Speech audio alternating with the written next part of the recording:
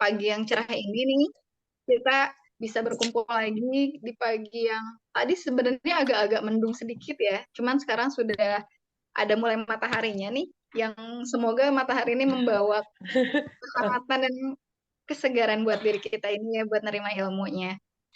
Oke, ternyata Kang Bilahnya juga udah ini ya, pematerinya ya, sudah join ternyata.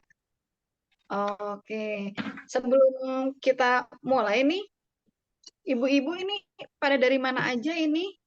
Paling jauh dari mana ini? Kalau boleh tahu, boleh di kolom chatnya tinggal di chat aja. Paling jauh dari mana nih? Atau dari Bandung semua kayaknya ya? Oh maaf sebelumnya, suara saya terdengar jelas nggak ya? Terdengar teh. Oke, nggak menggema kan ya? Jelas, aman. Enggak teh. Man, siap, siap, siap, siap. Oke, kita nih paling jauh dari mana nih? Ciwastra, Rancamanya, Ranca Cili, grup Bandung nih ya kayaknya ya. Cimahi, oke.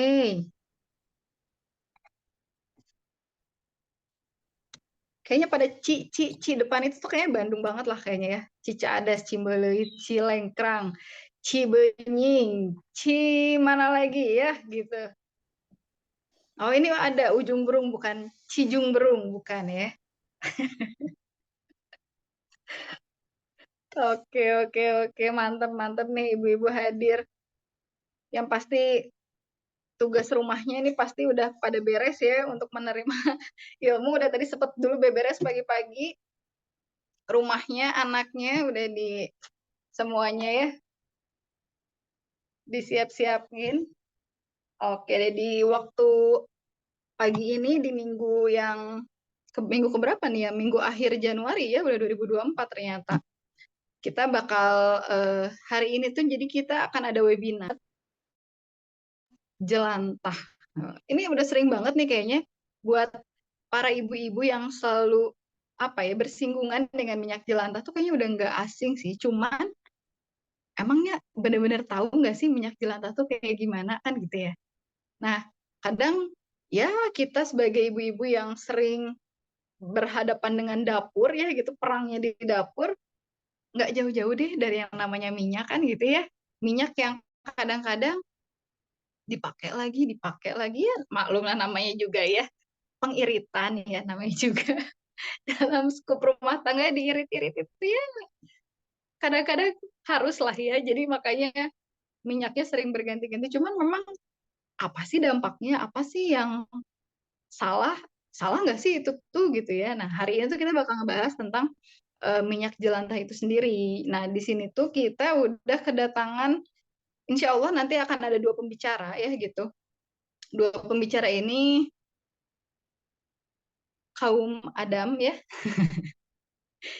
insya Allah yang sudah pakar di bidangnya juga gitu. Yang insya Allah nanti hari ini akan ada dua pembicara, yaitu pembicara pertamanya adalah Kang Muhammad, sebentar. Aduh, ininya lagi. Oke, Kang Muhammad Muayyah Billah dan juga Kang Rizal hari ini ya. Mungkin nanti akan langsung aja mungkin ya, atau Kang Bilahnya, saya boleh Bilahnya, halo, Assalamualaikum Kang. Saya kedengeran belum ya? Oh iya, sudah hadir, sehat? Alhamdulillah. Waalaikumsalam. Alhamdulillah. Oke, ini saya, iya.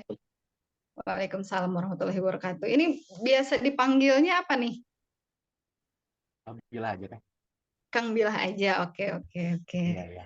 Kang Bilah, boleh saya sedikit bacakan dulu mungkin ya CV-nya ya dari Kang Bilah. Oke, nama lengkapnya itu adalah Kang Muhammad Muayyah Billah, mungkin yang sering biasa dikenal dengan Kang Bilah. Beliau ini adalah seorang ahli gizi yang sudah 5 tahun dan berfokus di pelayanan gizi khusus bidang klinik. Dan memang pengalamannya juga cukup banyak ya di sini. Keahliannya sampai manajemen pelayanan asuhan gizi, mulai dari asesmen sampai monitoring sampai evaluasi, terus selalu melakukan edukasi dan konseling gizi juga, lalu juga selalu ada perencanaan tentang meal plans-nya seperti apa, menguasai komunikasi dan lain-lain. Bahkan sertifikat yang diperolehnya juga cukup lumayan banyak nih ya gitu.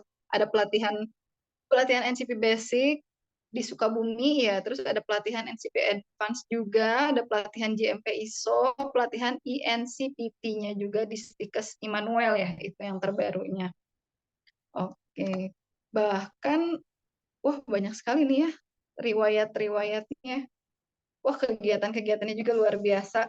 Kegiatan narasumbernya juga sempat pernah balancing diet for prevent COVID-19 di Poltekkes Medan. Terus ada juga tentang bagaimana memberikan edukasi tentang manfaat kopi untuk kesehatan.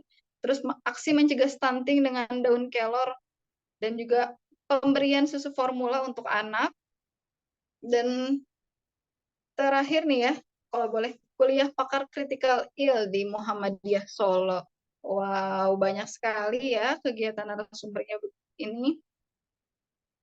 Oke, riwayat kerjanya juga nggak main-main nih. Ternyata beliau juga banyak banget riwayat kerjanya yang pasti berhubungan dengan gizi ya, ternyata. Oke. Sempat pernah di Institut Kesehatan Raja Wali, beliau juga maaf, konsultan ahli gizi juga di Salsa Catering. Lalu beliau juga di Akademi Tata Boga Bandung sebagai dosen tamu. Beliau juga pernah menjadi koordinator asuhan gizi rawat jalan dan rawat inap di Rumah Sakit Bayangkara, TK2 Sartika Asih Bandung. Lalu beliau juga pernah di Dinas Kesehatan Provinsi Jawa Barat, yaitu enumerator pemantauan status gizi wilayah KBB. Wah, Masya Allah sekali. Wah, banyak sekali nih Kang ya ternyata. Alhamdulillah nih kayaknya pakarnya juga udah datang nih. Udah join, bukan datang ya, join ya. Kayak nanti insya Allah beliau ini yang akan memaparkan tentang tadi ya, minyak jelantah tuh kayak gimana sih? Emang pengaruhnya seperti apa sih? Bahkan kan itu akan menyangkut dengan gizi ya Kang ya. Bahkan gizi itu dimulai dari makanan atau asupan yang masuk ke dalam tubuh kita ya gitu. Oke, mungkin nggak usah berlama-lama ya, kita langsung aja ke Kang Bila. Mangga Kang, dipersilahkan ya waktu dan tempatnya. Atau tangan saya satu yang dulu.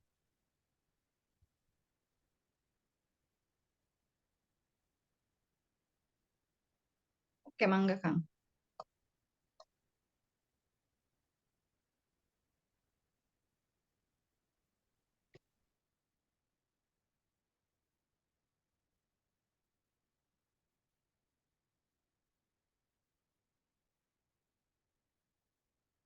Ya, udah tampil belum? Oke, Sudah, oke, Kakak. udah.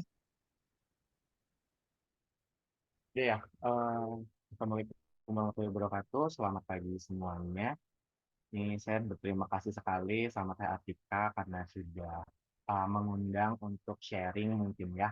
Bukan maksud untuk menggurui, tapi mungkin kita berbagi saja bersama dan kita sharing-sharing terkait dengan bahaya minyak jelantah untuk kesehatan.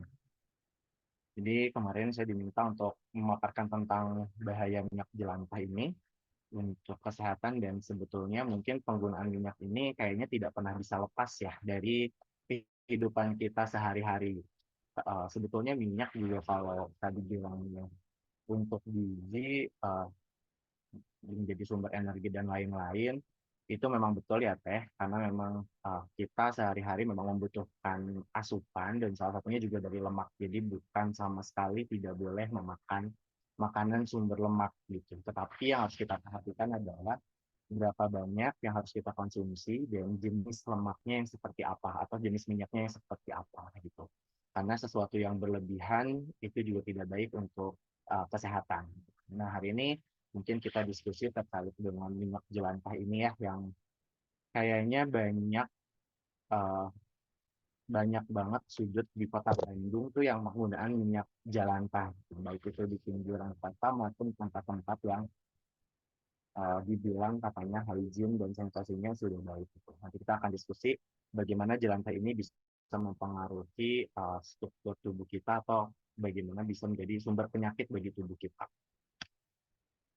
Ya, kalau misalkan kita bahas terkait minyak jelantah, mungkin awal kita akan bahas dulu terkait apa itu minyak ya. Minyak ini juga uh, adalah istilah umum untuk semua cairan organik yang tidak larut dan tidak bercampur dalam air. Jadi mau kita makan minyak sedikit terus minumnya banyak, atau misalkan minyak banyak harus banyak minum dan lain-lain.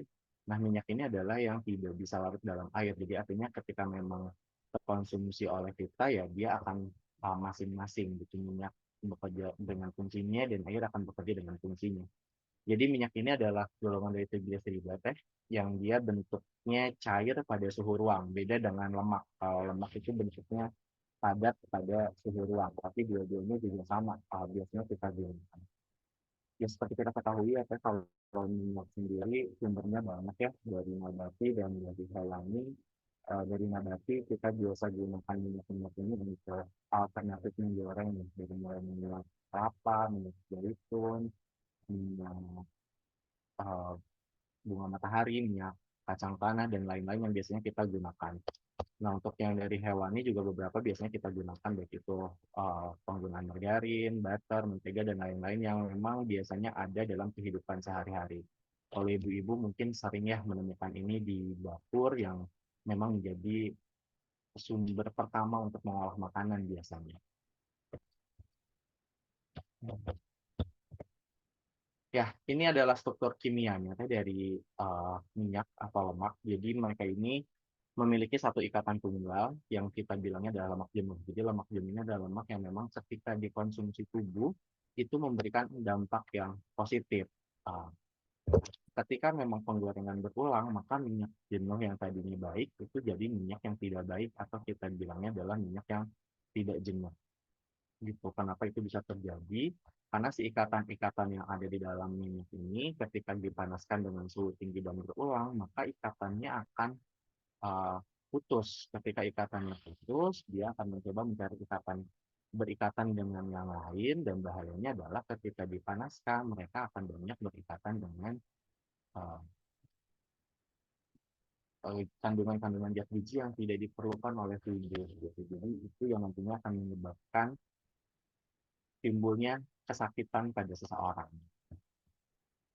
Ini mutu minyak yang baik, sebetulnya mutu minyak dan lemak yang baik itu ada standarnya menurut standar nasional Indonesia. Tetapi ya kalau kita beli minyak awal atau lemak awal yang memang itu sudah dengan kualitas terstandarisasi. Hanya memang mungkin yang harus kita lihat adalah secara fisiknya. Kadang di rumah banyak minyak salah simpannya gitu. Jadi biasanya disimpan pada suhu manapun, tidak diperhatikan suhu penyimpanannya, wadahnya tidak diperhatikan, alat penyimpanan juga tidak perhatikan, itu yang menyebabkan mutu minyaknya jadi rusak. Nah, kalau mutu minyak secara kasat mata yang bisa kita lihat adalah adanya perubahan aroma, di mana aromanya yang tadinya khas minyak biasanya jadi bau tangi, atau misalkan ada perubahan pada warna minyaknya yang jadi semakin gelap. Itu memang faktor udara pun bisa merusak kualitas dari minyaknya. Itu selain tadi penggorengan yang dengan suhu tinggi, nah penyimpanan yang salah juga itu merusak dari kualitas minyak itu sendiri. Jadi ibu-ibu nanti harus diperhatikan nih bagaimana cara menyimpan minyak di rumahnya. Itu perhatikan suhu penyimpanannya. Uh, Sebisa mungkin jauhkan penyimpanan minyak dari suhu yang panas. Biasanya kebanyakan ibu-ibu naruh minyak di pinggir kompornya, di pinggir alat masaknya, yang ternyata itu mempengaruhi suhunya gitu, dan itu juga menyebabkan terjadinya kerusakan pada si struktur minyaknya.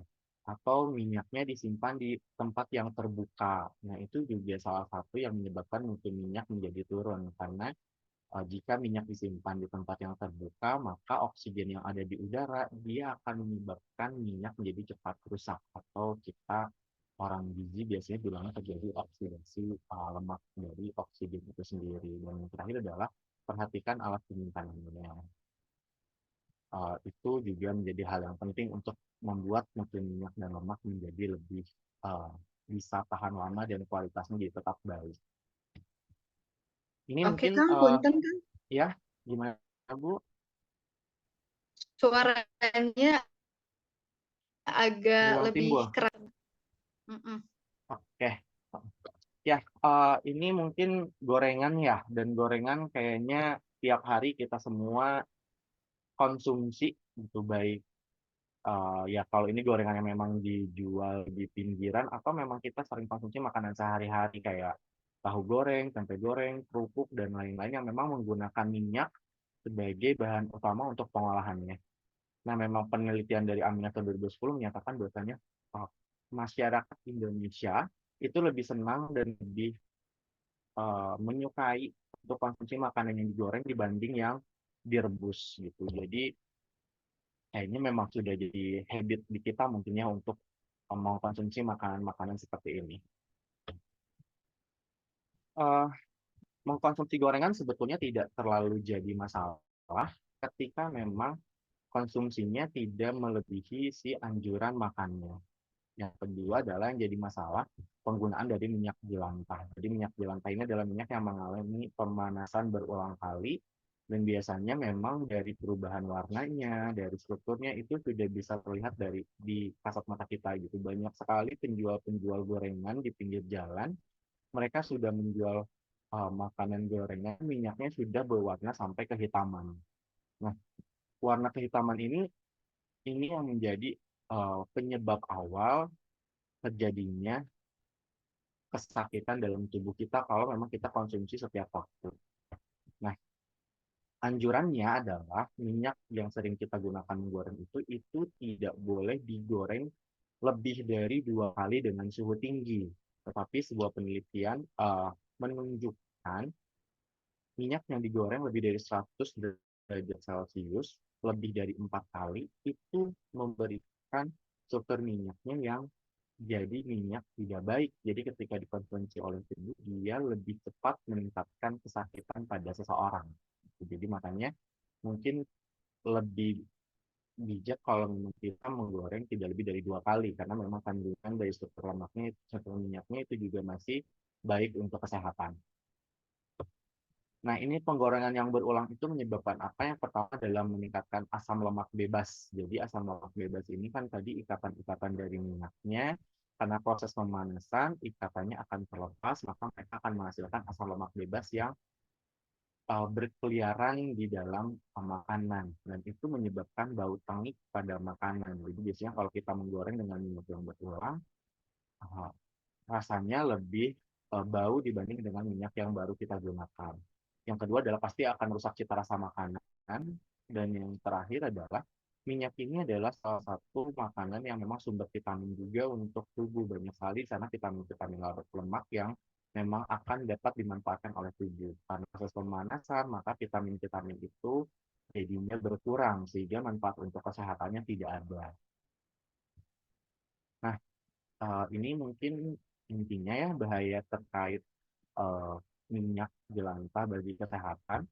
Yang pertama adalah terjadinya obesitas. Kenapa obesitas bisa terjadi pada orang yang senang konsumsi makanan yang tinggi lemak atau makanan tinggi minyak atau makanan yang digoreng? Karena pada hakikatnya 1 gram lemak itu dia mengandung 9 kilokalori. Jadi itu artinya 2 kali lipat dari makanan sumber karbo.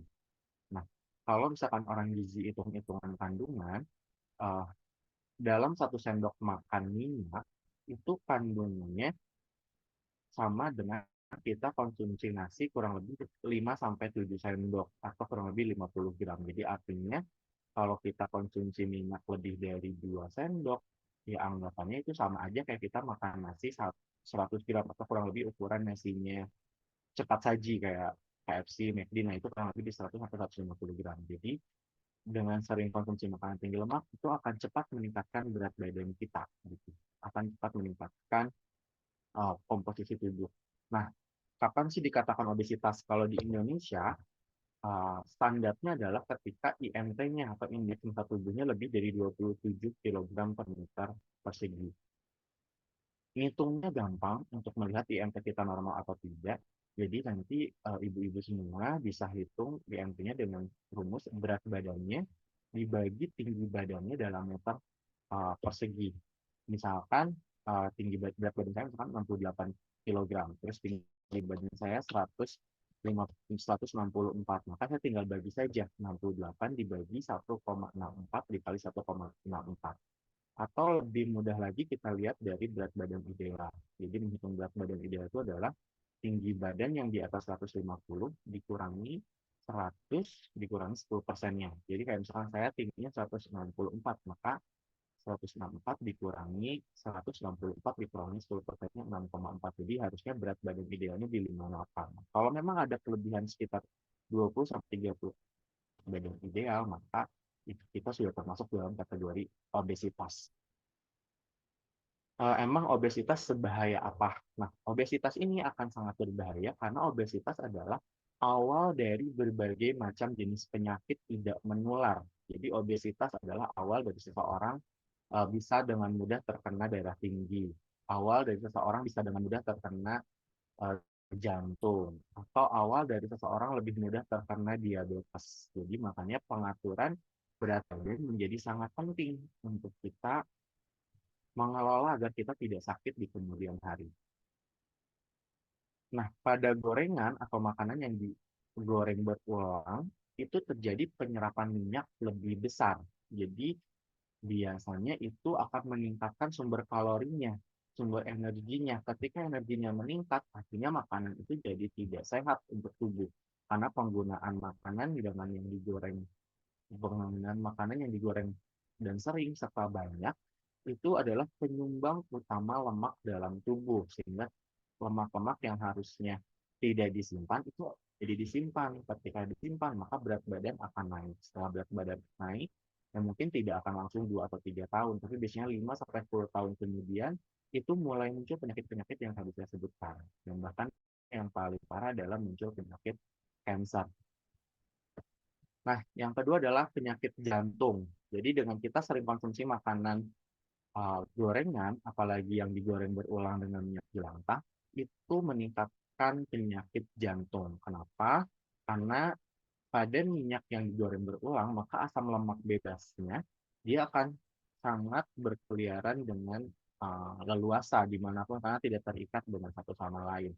Nah, ketika masuk ke dalam tubuh, maka dia akan menempel pada pembuluh-pembuluh darah atau kita bilangnya terjadinya plak di pembuluh darah.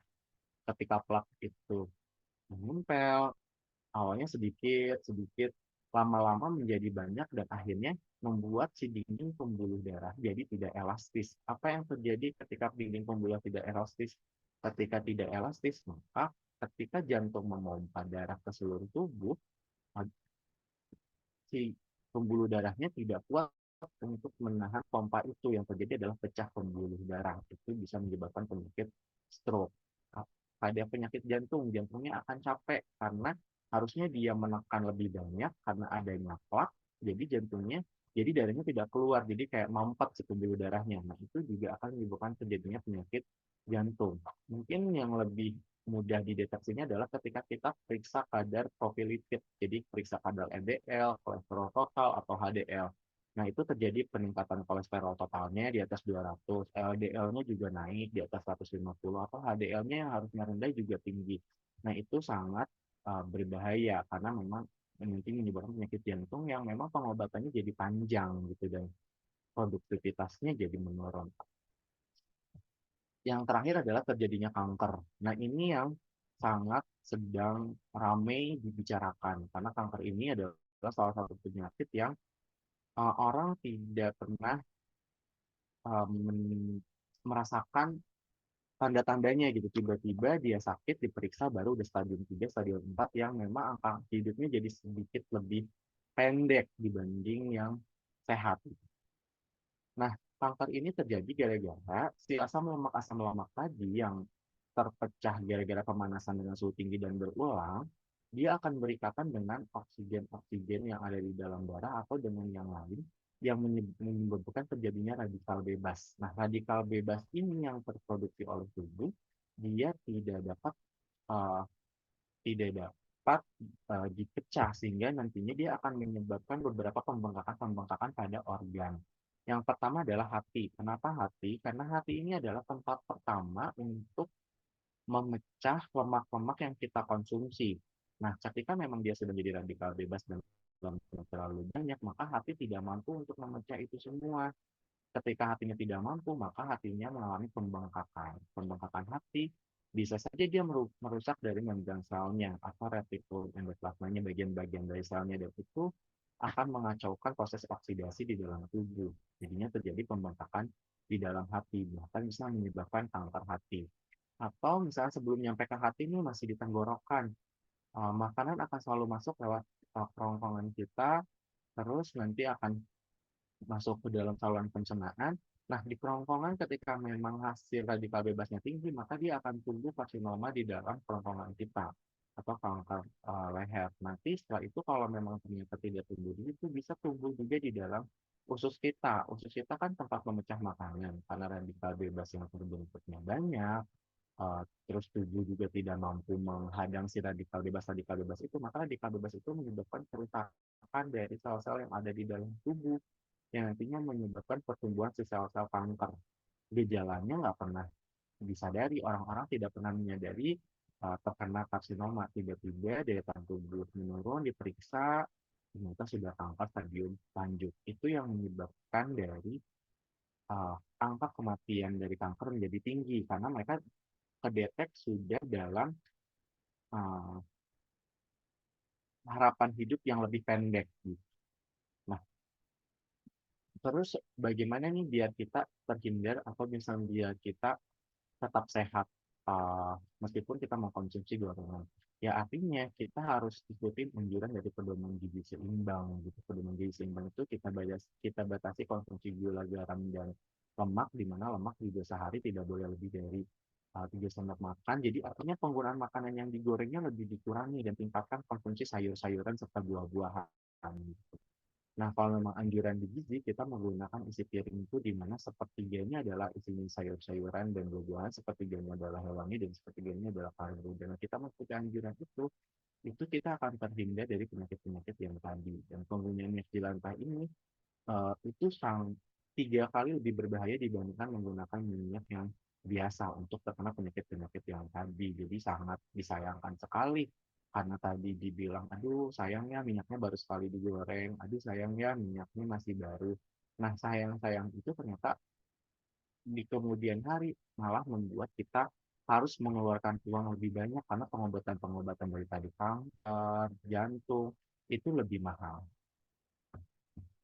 Itu, dan ini mungkin sedikit kesimpulannya adalah untuk menjaga kesehatan kita, penting sekali untuk memahami bagaimana si minyak jelantah ini dan mengadopsi pilihan makan yang lebih sehat. Alternatifnya adalah minyak yang lebih baik dapat membantu mengurangi resiko penyakit. Jadi penggunaan minyak-minyak, penggunaan cara penggorengan dan lain-lain harus diperhatikan biar kita ini bisa terhindar dari angka kesakitan gara-gara efek dari si minyak jelantah.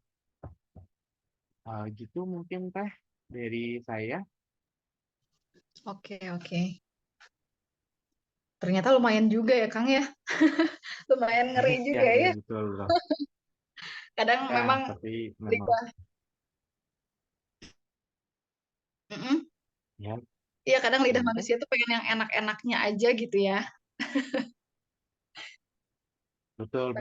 Ya kadang memang kita, ya karena memang yang digoreng memang rasanya lebih enak sih dibanding kita konsumsi dengan teknik memasak yang lain. Ya karena keenakan itu biasanya kita tidak menyadari dampak dari bahayanya. Oke deh. Oke, makasih ya Kang.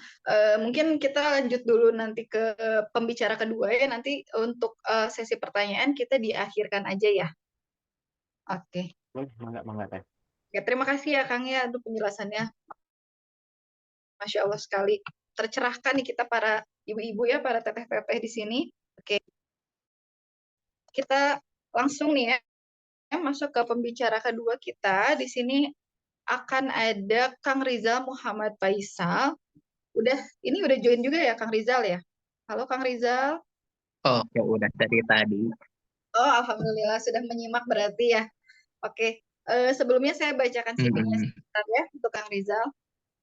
Bahwa pembicara kedua kita ini adalah bernama Kang Rizal Muhammad Faisal. Beliau ini lahirnya 16 November 1993 dan ternyata beliau juga dosen hukum nih ya, Universitas Teknologi Digital UT and STEMBI Bandung. Dan beliau juga ternyata co-founder Bimbel SQ Education Society, pemerhati pendidikan anak, pemerhati lingkungan juga, dan pendidikan beliau adalah S2 Magister Ilmu Hukum Konsentrasi Perdata Bisnis, dan juga S1-nya di Sarjana Hukum Keluarga Ahwal Al-Saksiyah Konsentrasi Peradilan Islam. Masya Allah.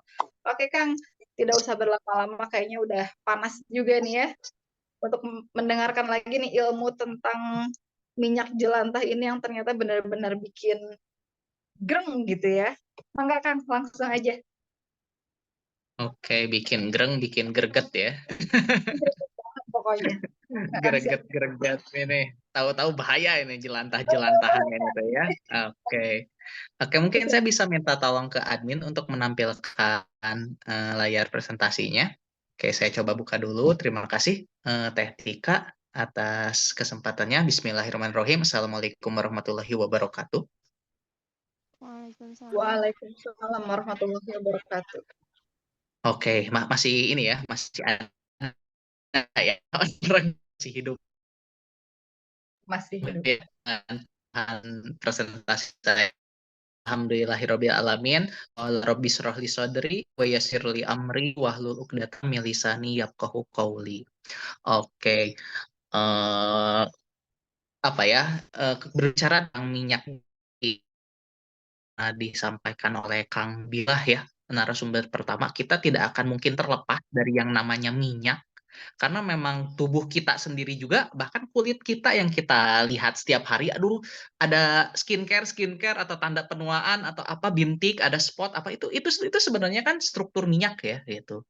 Dan minyak itu tentu tidak akan bisa terlepas dari kita, baik dampaknya maupun manfaatnya. Berarti kan bagaimana caranya kita itu bijaksana dalam mengelola minyak ini ya, terutama minyak jelantah yang nanti akan kita bahas lebih lanjut. Nah, adapun saya memang kalau secara basic saya S1 S2 memang hukum. Dulunya bisa dikatakan kecelakaan mungkin ya. Secara basic saya tidak suka dengan lingkup-lingkup sosial sebenarnya, tapi ya takdir mengatakan lain dan saya sampai terjun gitu ya ke ranah ini itu sampai magister bahkan menjadi dosen. Namun tetap sebenarnya hobi-hobi saya itu adalah dunia pendidikan dan juga dunia ini ilmu pengetahuan alam sebenarnya. Jadi secara tidak disengaja dan tanpa disadari saya tetap mengulik gitu dunia itu sampai sekarang. Dari kecil sampai sekarang tetap saya ulik. Jadi bisa dikatakan saya lebih banyak memperhatikan ya perkembangan tentang perminyakan ini, tentang dunia IPA dan hal-hal lainnya. Oke, mungkin saya langsung saja di sini saya akan lebih membahas mengenai potensi minyak jelantah dan dampak lingkungan. Termasuk di sini pun saya akan berbicara sedikit tentang hukum lingkungan ya. Bagaimana gitu aturannya gitu di Indonesia ya mengenai lingkungan ini gitu. Terutama dalam hal limbah karena minyak jelantah ini masuk ke dalam B3 ya. B3 itu jadi yang memang beracun, berbahaya ya, bahan-bahan beracun dan berbahaya, dan itu penanganannya khusus, tidak bisa sembarangan, salah lempar, salah buang, itu bisa menjadi pencemaran bagi lingkungan kita.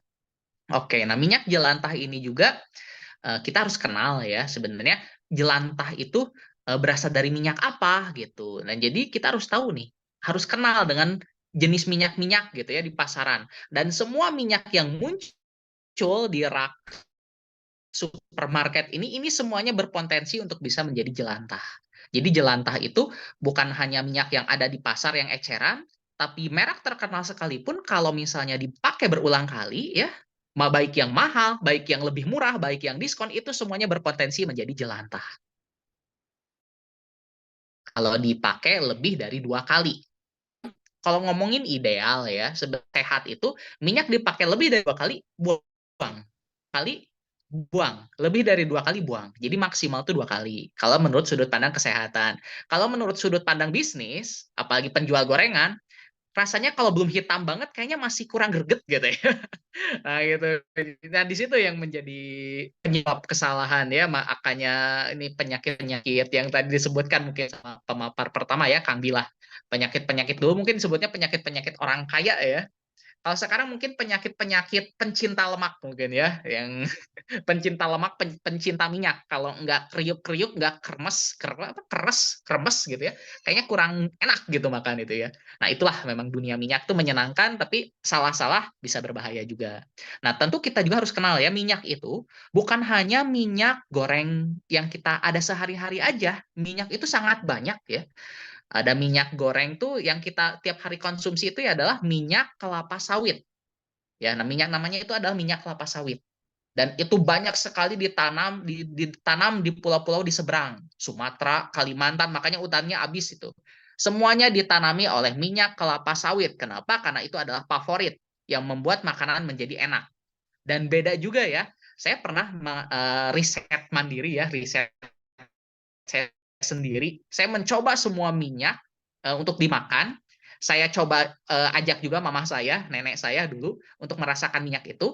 Jadi makanan itu dimasak menggunakan minyak kelapa sawit yang kita makan sehari-hari, ya kita konsumsi sehari-hari dengan minyak-minyak lain seperti ada minyak zaitun, minyak alpukat, minyak jagung, minyak biji anggur, minyak biji bunga matahari, minyak jagung, minyak canola, ya VCO, virgin coconut oil yang sekarang lagi banyak disebut-sebut ya karena sehat, terus minyak kelapa atau kletik. Mungkin orang-orang zaman dulu biasanya tahu itu, kletik, harum gitu, harum-harum itu.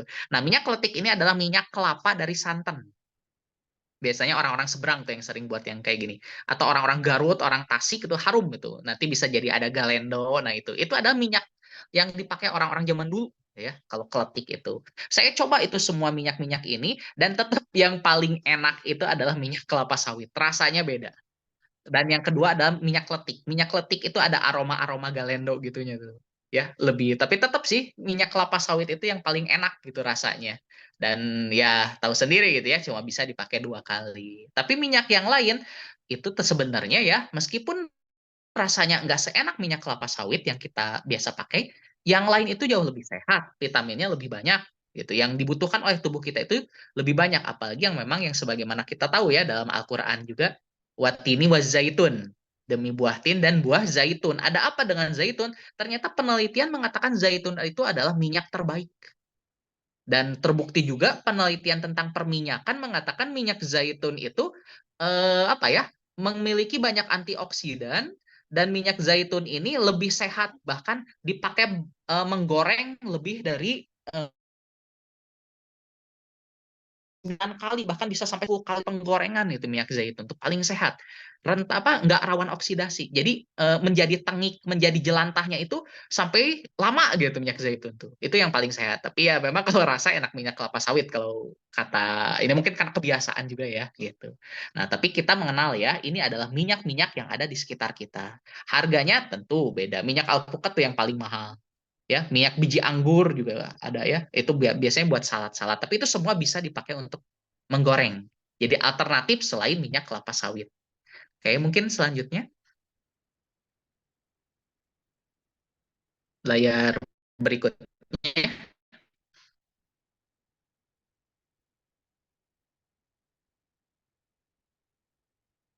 Oke, ini ini adalah eh, maaf, layar sebelumnya, pohon yang tadi sebelumnya.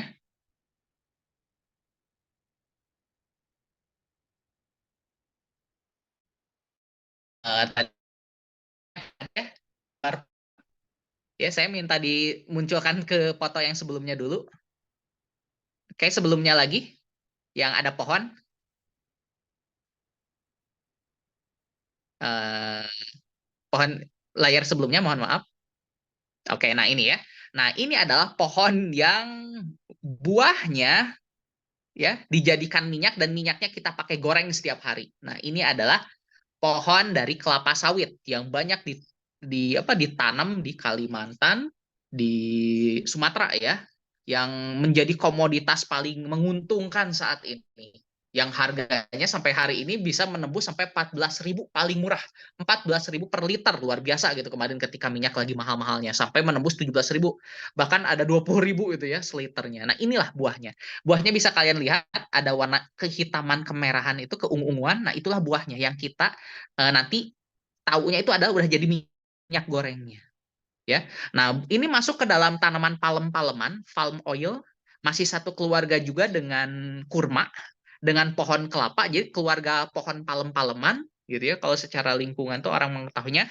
Dan pohon ini tuh apa ya, sangat disenangi lah oleh pebisnis karena memang ya orang Indonesia sangat suka minyak, begitu juga orang-orang di luar negeri juga ya tidak bisa hidup lepas tanpa minyak. Makanya minyak itu menjadi mahal.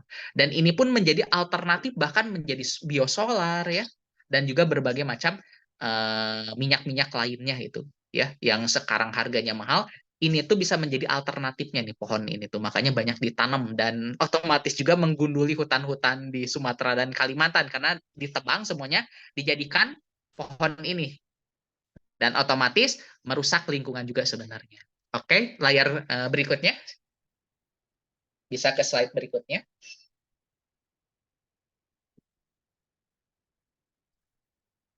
Oke, nah ini apa itu minyak jelantah? Kalau tadi mungkin kalau Kang Bilah lebih kepada bahasa teorinya ya, bahasa akademiknya. Kalau saya mungkin lebih senang menggunakan bahasa yang keseharian kita aja ya. Minyak jelantah ini adalah minyak bekas, berarti minyak yang sudah dipakai. Kalau belum dipakai berarti bukan jelantah, minyaknya masih baru itu mah ya, baru dibeli ya. Minyak jelantah ini adalah minyak bekas yang telah dipakai menggoreng. Satu kali digoreng ya dia sebenarnya udah jadi jelantah, tapi masih boleh untuk kedua kali, masih bisa lah, masih sehat. Asal lebih jangan jangan jangan 2 kali lebih lah gitu kalau minyak goreng sawit itu ya.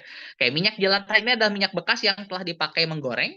Minyak jelantah yang dipanaskan berulang pada suhu tinggi akan mengalami proses perubahan fisik dan kimia yang tadi disebutkan lebih cepat sehingga minyak menjadi rusak. Nah, jelantah ini adalah minyak yang rusak, minyak yang udah nggak sehat lagi dan bisa menyebabkan hal-hal yang berbahaya, baik bagi kesehatan kita maupun bagi lingkungan. Ya, konsumsi minyak jelantah yang rusak akan menimbulkan resiko gangguan kesehatan dan juga kalau salah penanganan itu bisa menyebabkan berbahaya juga bagi lingkungan karena ini adalah limbah. Ya, nggak bisa dimanfaatkan lagi kecuali harus didaur ulang dulu. Oke, bisa selanjutnya.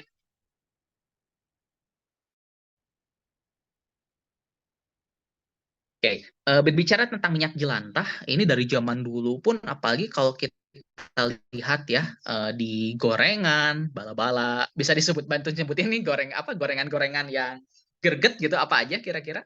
Ibu-ibu, kakak-kakak, teteh-teteh, akang-akang sekalian, gorengan favorit Anda biasanya apa nih? Gehu, bala-bala biasanya. Gehu, bala-bala, Tempe goreng. tempe Batagor. goreng, Tempe goreng. apalagi? Batagor. Batagor, apalagi? Makan di dapur. Nah, ya masih banyak lagi ya. Risolas, apalagi ya? Minyak apa sosis juga kalau misalnya sosis nggak pakai minyak tuh kayaknya kurang enak gitu kalau sosis. Terus dimsum ya yang lagi ngehits di Korea itu pun ada minyaknya gitu ya. Jadi memang nggak bisa lepas gitu sebenarnya kuliner-kuliner yang enak-enak tuh kalau nggak ada minyak gitu ya. Bukan seperti masakan tanpa garam gitu, tapi nggak ada minyak itu seperti nggak makan mungkin ya, kayak nggak enak gitu ya.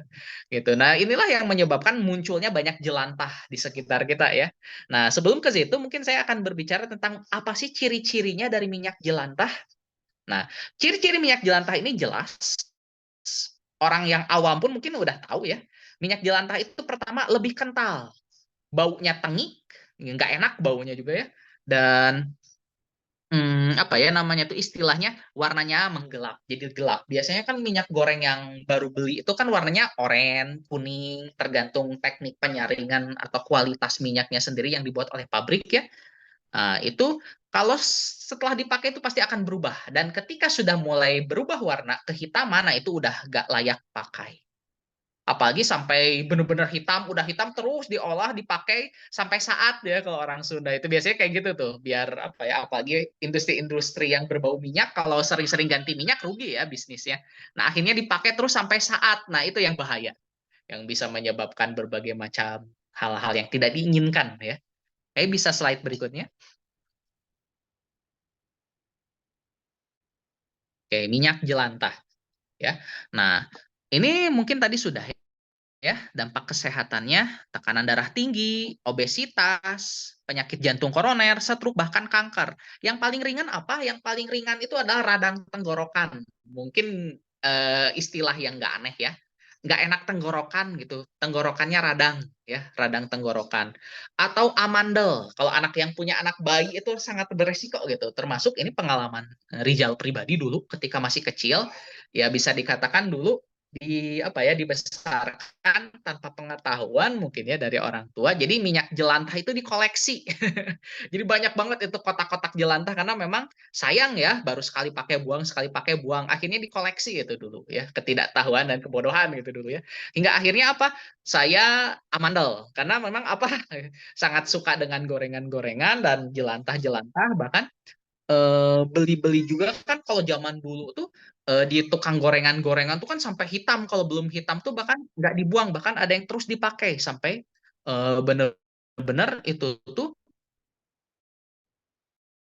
jahat lah gitu, menyebabkan penyakit. Kalau itu terus dipakai, nah ini yang akan terjadi darah tinggi, obesitas, jantung koroner, stroke, dan kanker. Kenapa? Minyak yang sehat awalnya itu ya bisa dipakai itu menyehatkan, tapi setelah itu akan muncul racun-racun yang berbahaya bagi tubuh. Salah satunya adalah zat-zat penyebab kanker, karsinogenik gitu tuh ya, yang membuat apa yang bau-bau tangki itu ada zat yang menyebabkan kanker, yang salah-salah ya nggak akan kerasanya bukan sehari 2 hari, bukan sebulan 2 bulan, tapi bertahun-tahun. Bisa jadi 3 tahun kemudian mulai dampaknya kerasa. Dan ke badan pun kalau kita makan makanan yang jelantah-jelantah minyaknya itu pasti kerasa, lidah aja menolak sebenarnya dengan minyak jelantah karena rasanya itu nggak enak gitu pasti kan. Dan tenggorokan tuh lebih menolak lagi ya, salah satunya aduh jadi nggak enak tenggorokannya gitu. Nah itu ada salah satu reaksi awal tubuh ketika menolak dari adanya jelantah itu ya, memang karena jelantah itu tidak menyehatkan, malah membahayakan bagi kesehatan. Oke, bisa slide berikutnya.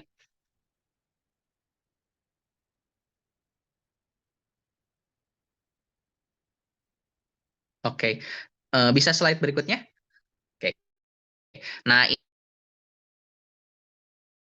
kan fokus presentasi hari ini, dampak jelantah ini bagi lingkungan apa sih gitu. Emang ada gitu, padahal kan cuma minyak biasa dan itu pun berasal dari pohon, kayaknya lempar aja sembarangan juga nggak apa-apa ya, aman-aman aja. Nah, tetapi faktanya itu salah besar ya.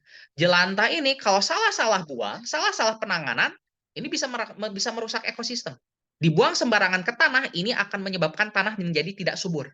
Akan mengganggu cacing-cacing yang ada dalam tanah dan hewan-hewan yang ada di tanah. Termasuk juga mencemari air tanah. Dan otomatis juga ketika tanah itu terkena minyak jelantah, tanahnya itu menjadi padat, dan ketika air hujan turun ke bumi, masuk ke tanah itu airnya akan menggenang, tidak akan masuk ke dalam tanah.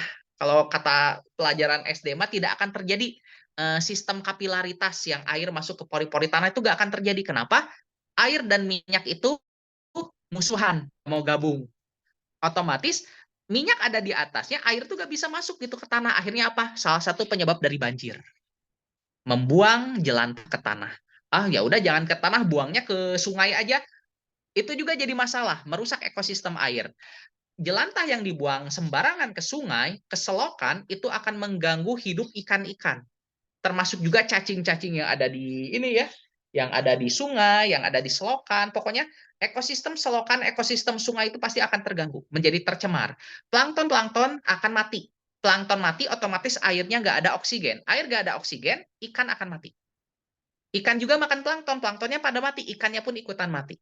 Akhirnya apa? Selokan itu tanpa kehidupan, dan selokan akan tercium bau seperti bau got. Nah, itu adalah salah satu tanda selokannya mengandung limbah. Salah satunya disebabkan juga oleh minyak goreng.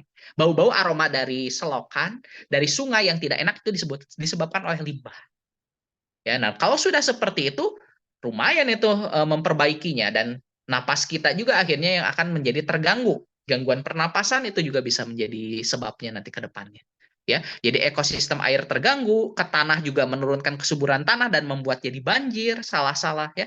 Ah ya udah buang aja lah ke wastafel cuci piring, itu juga bisa menyebabkan mampet atau mampat ya, mampet jadi saluran pipanya itu jadi mampet. Kenapa?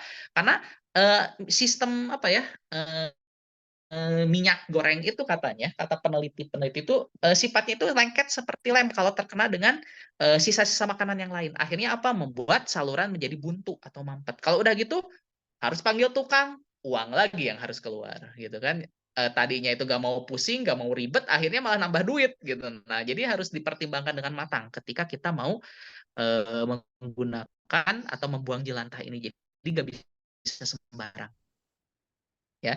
Jadi kalau idealnya memang jelantah itu dipakai 2 kali lah. Maksimal minyak goreng itu dipakai 2 kali, sisanya itu menjadi jelantah dan gak boleh dikonsumsi. Ada yang bilang juga 3 kali, oke masih bisa. Intinya maksimal lah, paling maksimal tuh kalau udah berubah warna itu bagusnya jangan dipakai lagi lah. Apalagi kalau kita menggunakan api yang benar-benar panas, yang full, itu sebenarnya udah mulai jadi bermasalah ya. Itu si minyaknya itu pasti udah menjadi jelantah kalau menggunakan api tinggi. Karena memang minyak itu sangat sensitif terhadap panas ya. Yang tadinya apa kalau tadi kan disebutkan ikatan kimia itu yang tadinya rangkap-rangkap itu jadi rusak, akhirnya ya itulah yang menyebabkan menjadi bau tengik dan hal-hal lain. Ya. Ketika minyak itu berubah warna, bagusnya jangan dikonsumsi lagi. Aduh, tapi ini lagi pingin hemat ya, intinya jangan sampai lebih dari 2 atau 3 kali lah, seperti itu. Karena berbahaya. Seperti itu. Selain itu, dampak yang lain pun itu ya jadi tempat sampah, misalnya buang sembarangan, misalnya di tempat sampah ya, tempat sampahnya pun itu jadi kotor ya. Jadi ya tidak enak dipandang lah mungkin ya, karena ada minyak-minyak gitu kan, ya mencemari lah, intinya merusak jadinya. Itu seperti itu. Oke, mungkin ke slide berikutnya.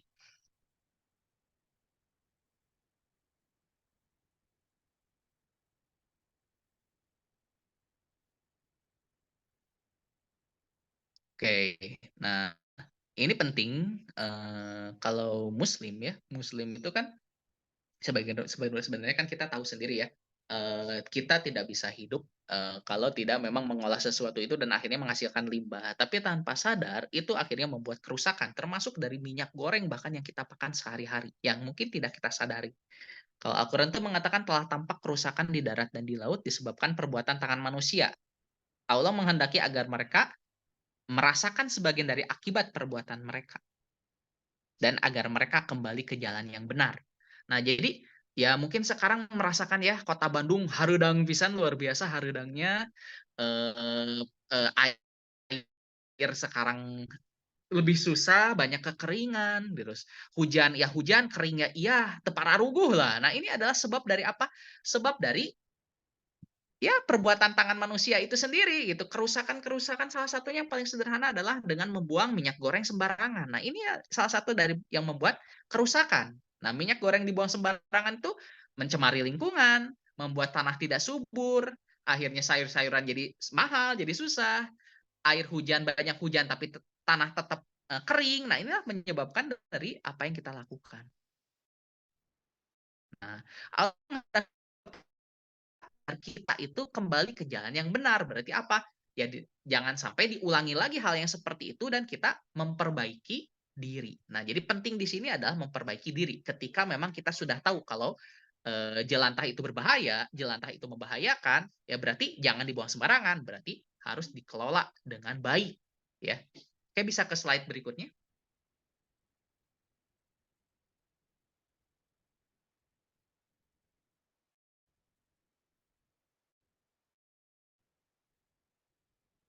Oke, nah harus dikelola dengan baik, berarti harus diolah dengan baik. Cara mengolahnya seperti apa? Nah, ada sebenarnya ya di balik hal-hal mengerikan dari minyak jelantah, kalau di orang yang tepat, di orang yang ahli, yang memang sebagaimana apa ya keilmuannya, jelantah ini bisa menjadi manfaat, ya bisa menjadi potensi, bahkan bisa jadi cuan lah kalau orang sekarang bisa jadi duit gitu jelantah itu, ya.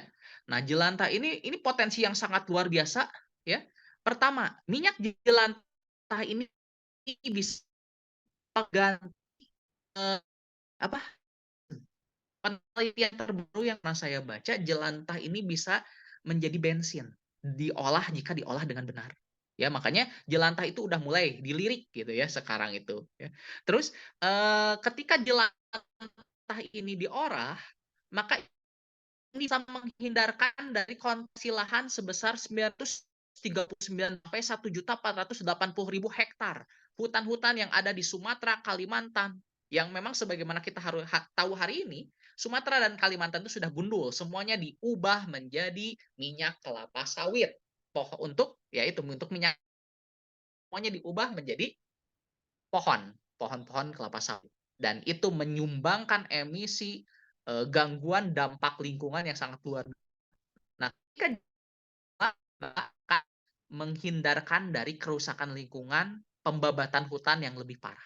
Selanjutnya, ini juga berpotensi menjadi biodiesel, menjadi biosolar. Yang mungkin kita udah lihat ya di Pertamina, di SPBU itu udah mulai biosolar. Nah, biosolar itu salah satunya bisa didapatkan dari minyak jelantah, pengolahan minyak jelantah yang benar. Otomatis, kalau biosolar berarti bisa jadi listrik. Minyak jelantah pun kalau dikelola oleh yang ahli, ini bisa menjadi listrik loh, gitu ya. Minyak jelantah itu bisa menjadi apa saja yang kita perlukan sebenarnya. Terus minyak jelantah juga ini limbahnya ya,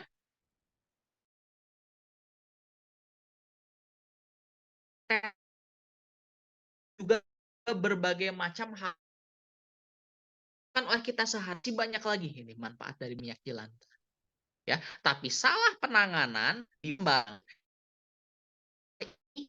akan membuat ya jadi tercemar. 1 liter jelantah yang kita buang ini akan mencemari 1000 liter perairan. Otomatis perairannya tercemar, airnya jadi kotor, berdampak ke ikan, otomatis ikan-ikan jadi mahal, berdampak ke tanah, otomatis sayur-sayuran jadi gak subur, jadi susah gitu kan nanam-nanam tuh. Ditambah lagi sekarang pencemaran lingkungan yang luar biasa, iklim udah berubah, nanam-nanam jadi susah, berternak malah rugi terus, banyak yang mati. Nah, ini adalah penanganan bila limbah dibuang sembarangan. Salah satunya adalah minyak jelantah. Slide berikutnya.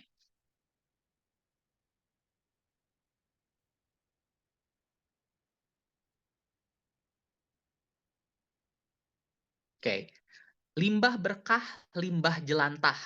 Orang-orang sekarang tuh udah berpikir seperti ini. Bahkan ini tuh dibuat oleh Kementerian Sumber Daya Mineral ya.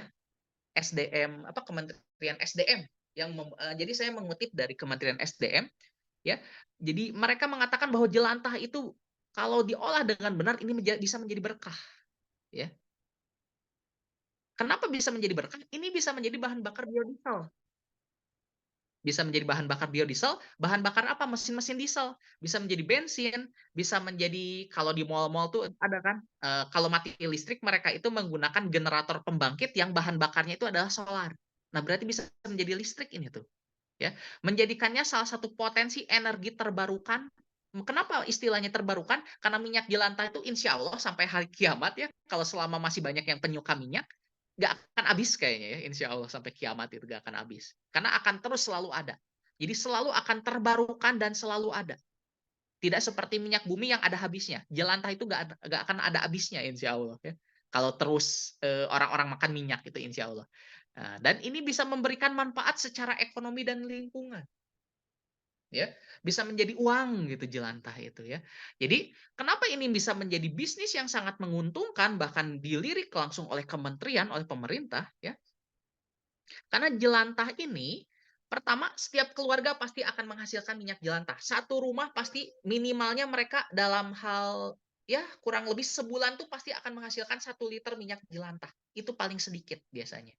Ya, makanya data yang dikumpulkan tahun 2019 Indonesia itu bisa menghasilkan 13 juta ton. Ya. Jadi 13 juta ton ini tuh apa? Konsumsi minyak goreng. Bayangkan ya Allah, 13 juta ton itu sama dengan 16,2 juta liter.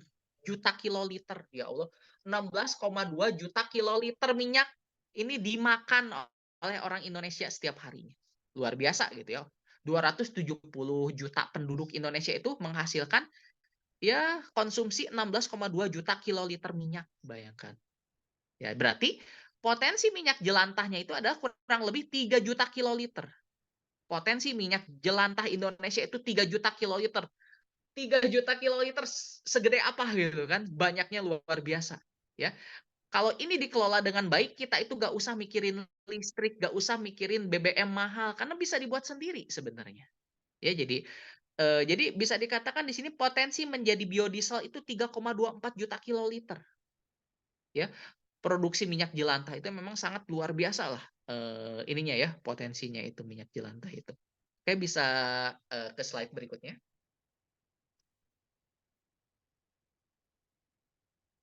Oke, tapi ada tapinya. Faktanya, minyak jelantah rumah tangga masih banyak yang dibuang. Ya, ini saya dapat referensinya dari kata data Insight Center. Kebanyakan rumah tangga di Indonesia masih membuang minyak goreng setelah dipakai memasak. Padahal limbah ini dapat dimanfaatkan kalau di tangan yang tepat. Ya, jadi faktanya berarti berapa juta kiloliter ini masih dibuang ke got, ke tempat sampah, ke wastafel cuci piring, ya. Padahal ini bisa menjadi uang gitu kan. Kita nggak usah kesusahan gitu sebenarnya dengan adanya minyak jelantah ini. Slide berikutnya.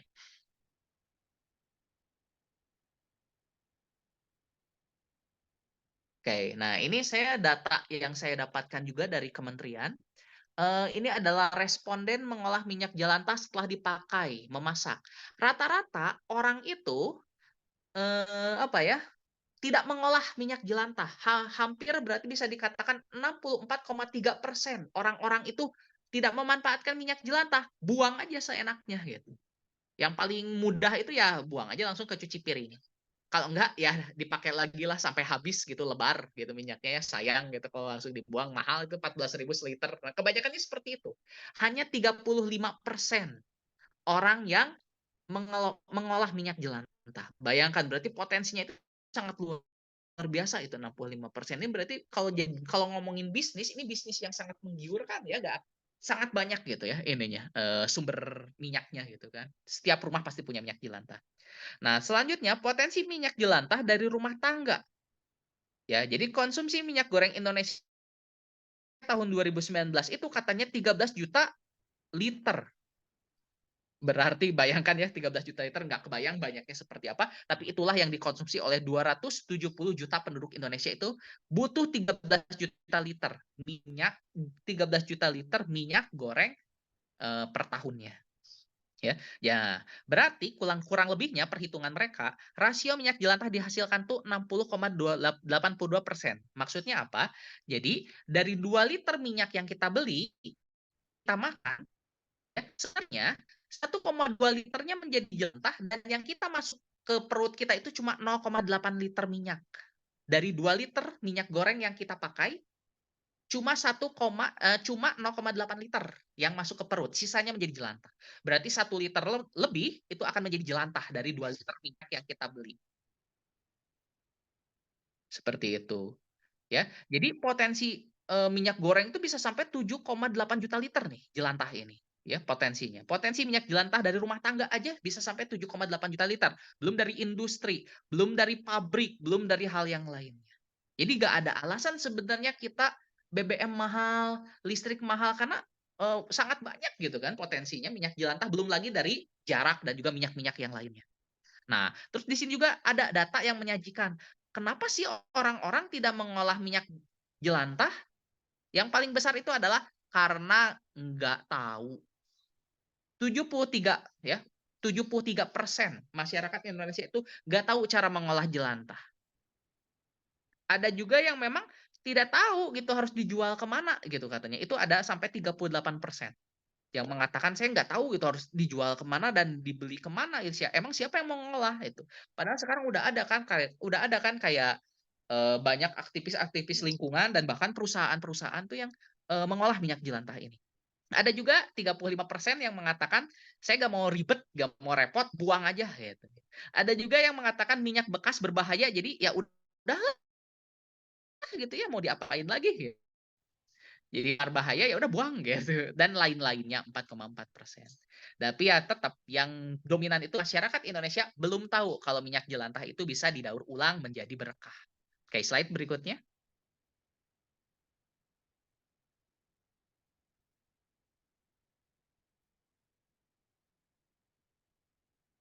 Oke.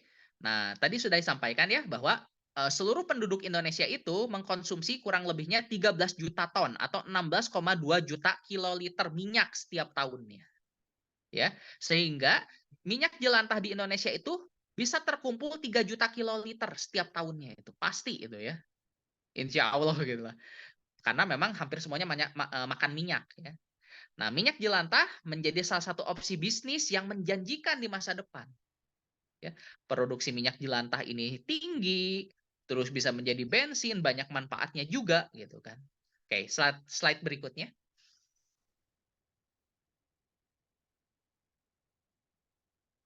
Nah, dan tahukah kalian bahwa minyak jelantah itu sekarang paling besar dihargai 6.500 per liter. Bayangkan, berarti kalau kita beli minyak goreng, misalnya produk terkenal yang ada di supermarket atau di warung, itu kan biasanya 2 liter. 2 liter itu berarti 1 liternya akan menjadi minyak jelantah. Dan itu kalau dijual lagi, kita bisa menghemat. Berarti berapa? Dari 40%, setengahnya bisa kita hemat gitu. Uang bisa masuk ke saku kita lagi, bisa masuk ke dompet ibu-ibu lagi. Seperti itu ya. Jadi sayang nih kalau sampai dibuang. 6.500 per liter loh jelantah. Ya. Oke, slide berikutnya.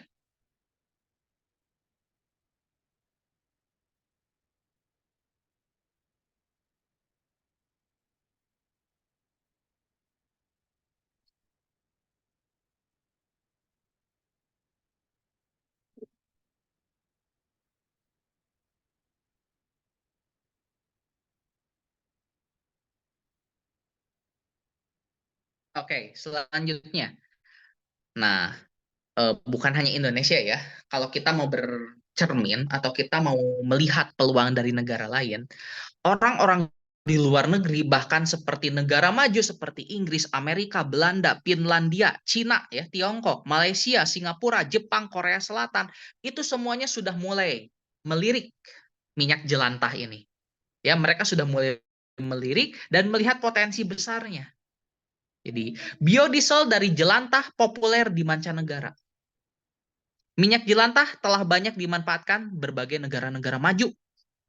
Ya, nah ini menjadi campuran biodiesel dan solar biodiesel ini adalah bahan bakar dari bus, bahan bakar dari mesin diesel, bahan bakar untuk ya mesin-mesin di pabrik, ya untuk bahan bakar ya kalau bahan bakar itu kan banyak ya, jadi bisa dipakai jadi apa aja lah. Intinya bisa menjadi bahan bakar dan itu berguna bagi kepentingan kita. Negara-negara luar tuh sudah mulai, bahkan produksinya itu sangat luar biasa. Dan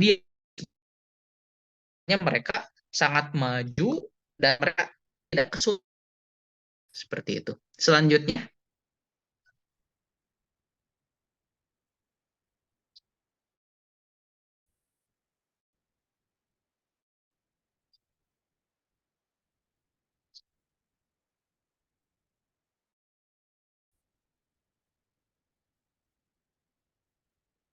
oke, slide berikutnya.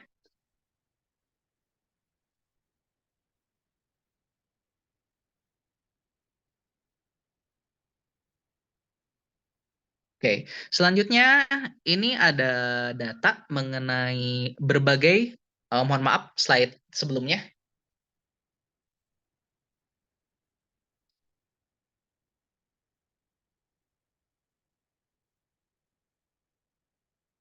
Oke, oke, ini data mengenai berbagai olahan minyak jelantah di dunia. Ya, jadi orang-orang luar negeri itu, terutama negara-negara maju, mereka itu udah mulai minyak jelantah itu menjadi sabun cair, jelantah menjadi pakan unggas, menjadi lilin aromaterapi, pembersih lantai, bahkan masih banyak yang lainnya lagi. Ya, lilin bisa jadi lilin loh gitu kan, bisa menjadi makanan unggas, berarti kan gizinya itu masih ada gitu kan. Terus bisa menjadi apa lagi? Masih banyak lagi ya. Penelitian yang saya tahu ya, kayak dosen-dosen ITB gitu kalau di Bandung gitu ya, dosen-dosen IPB itu ada yang mereka itu yang menjadikan minyak jelantah itu bisa jadi pupuk loh, gitu. Bisa jadi pupuk cair, dan itu kan yang menjadi masalah kita hari ini tuh kan pupuk mahal, petani menjerit. Sebenarnya kan ada itu pupuknya, hanya gitu. Gitu. Jadi banyak sekali manfaatnya sebenarnya. Kalau kita bisa mengolah ini dengan baik, nggak usah repot gitu ya dengan urusan-urusan yang BBM mahal dan hal-hal lainnya. Indonesia meningkat. Nah, ternyata Indonesia itu udah mulai gitu ya, mengekspor minyak jelantah. Dari tahun 2015 Indonesia itu mengekspor 10,2. Lalu meningkat jadi 21, 29,8 menjadi 25,9 lalu menjadi 37,3 US dollar.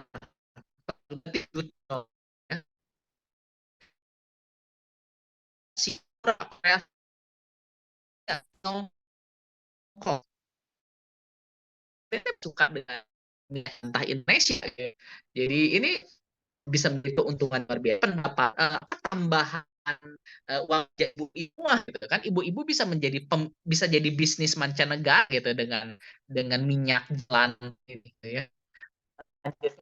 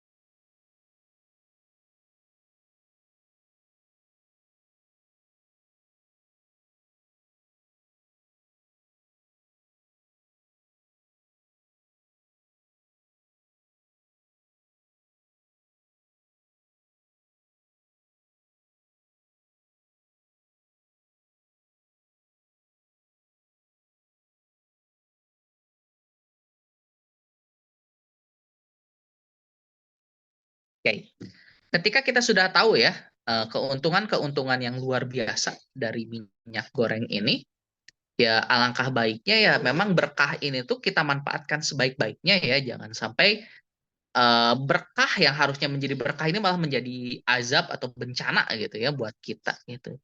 Nah, ketika kita sudah tahu gitu ya minyak goreng itu bisa diolah dengan manfaat yang sangat luar biasa. Nah, maka sudah saatnya lah kita merenung gitu ya, kembali lagi gitu ya, kepada yang seharusnya. Kalau Al-Quran itu berbicara, dan janganlah kamu berbuat kerusakan di muka bumi setelah diciptakan dengan baik. Nah, ini menjadi perhatian kita harusnya. Jangan berbuat kerusakan di muka bumi. Berdoalah kepadanya dengan rasa takut dan penuh harap, sesungguhnya rahmat Allah sangat dekat kepada orang-orang yang berbuat kebaikan. Orang-orang yang berbuat kebaikan itu apa? Salah satunya adalah orang yang dia itu peka terhadap lingkungannya. Tahu ketika ada masalah, oh saya ingin menyajikan solusi. Atau minimal ketika, oh ternyata yang saya lakukan selama ini adalah kesalahan. Dia mau melakukan perubahan. Nah itulah yang termasuk orang-orang yang berbuat baik. Atau orang-orang yang melakukan kebaikan. Jadi ketika kita sudah tahu minyak jelantah itu berbahaya, berarti jangan dibuang sembarangan. Kalau bisa ya jual. Karena minyak jelantah itu bisa dimanfaatkan oleh orang lain. Dan bisa menjadi keuntungan kita juga, kita bisa dapat uang. Ya, oke, slide berikutnya.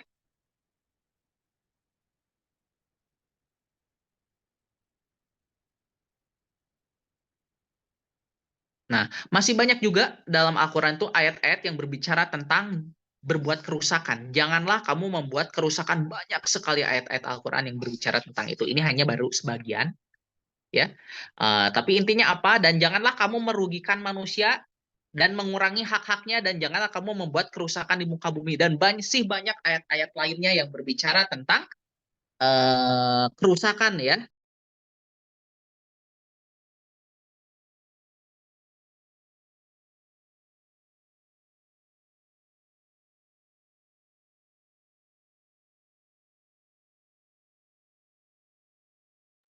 Nah, jadi saya pribadi di sini mengajak kepada teman-teman semua dalam webinar ini, terkhusus juga kepada yang di luaran sana, mari kita ingatkan bareng-bareng potensi yang sangat luar biasa, berkah yang sangat luar biasa ini dari minyak jelantah, jangan disia-siakan. Kalau kita sia-siakan, berarti kita termasuk orang yang berbuat kerusakan. Ya, atau kita berkontribusi untuk membuat kerusakan yang lebih parah.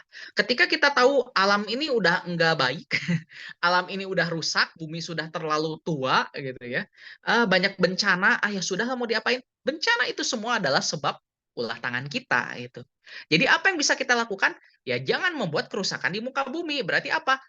Kebalikan dari jangan membuat kerusakan di muka bumi berarti lakukanlah perbaikan. Nah, salah satu perbaikan yang bisa kita lakukan adalah dengan cara mengolah minyak jelantah itu. bingung ngolahnya gitu, nggak bisa juga, ya berarti kumpulkan minyak jelantahnya di Dirijen, lalu jual, dan aku pun dapat uang. Nah, jadi saya mengajak itulah minimal. Nggak bisa ngolahnya, hayu atuh kita tampung minyak jelantah kita, lalu kita jual. Itulah yang salah satu yang akan bisa menyelamatkan bumi kita.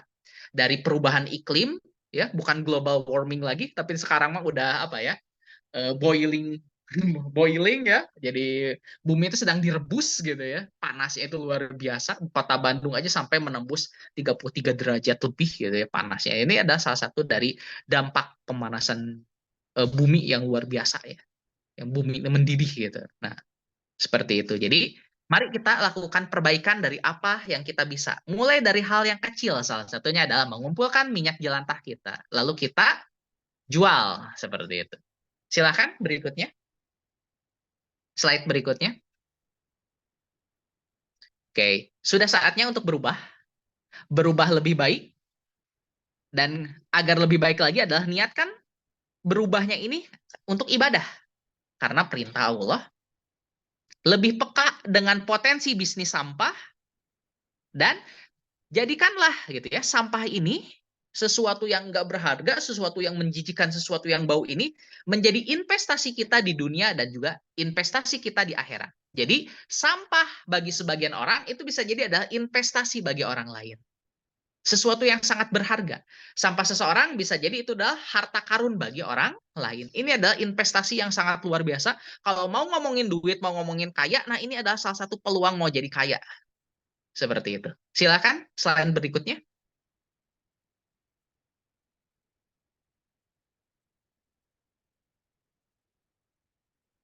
Nah, saya akhiri dengan hayu kumpulkan minyak jelantahmu.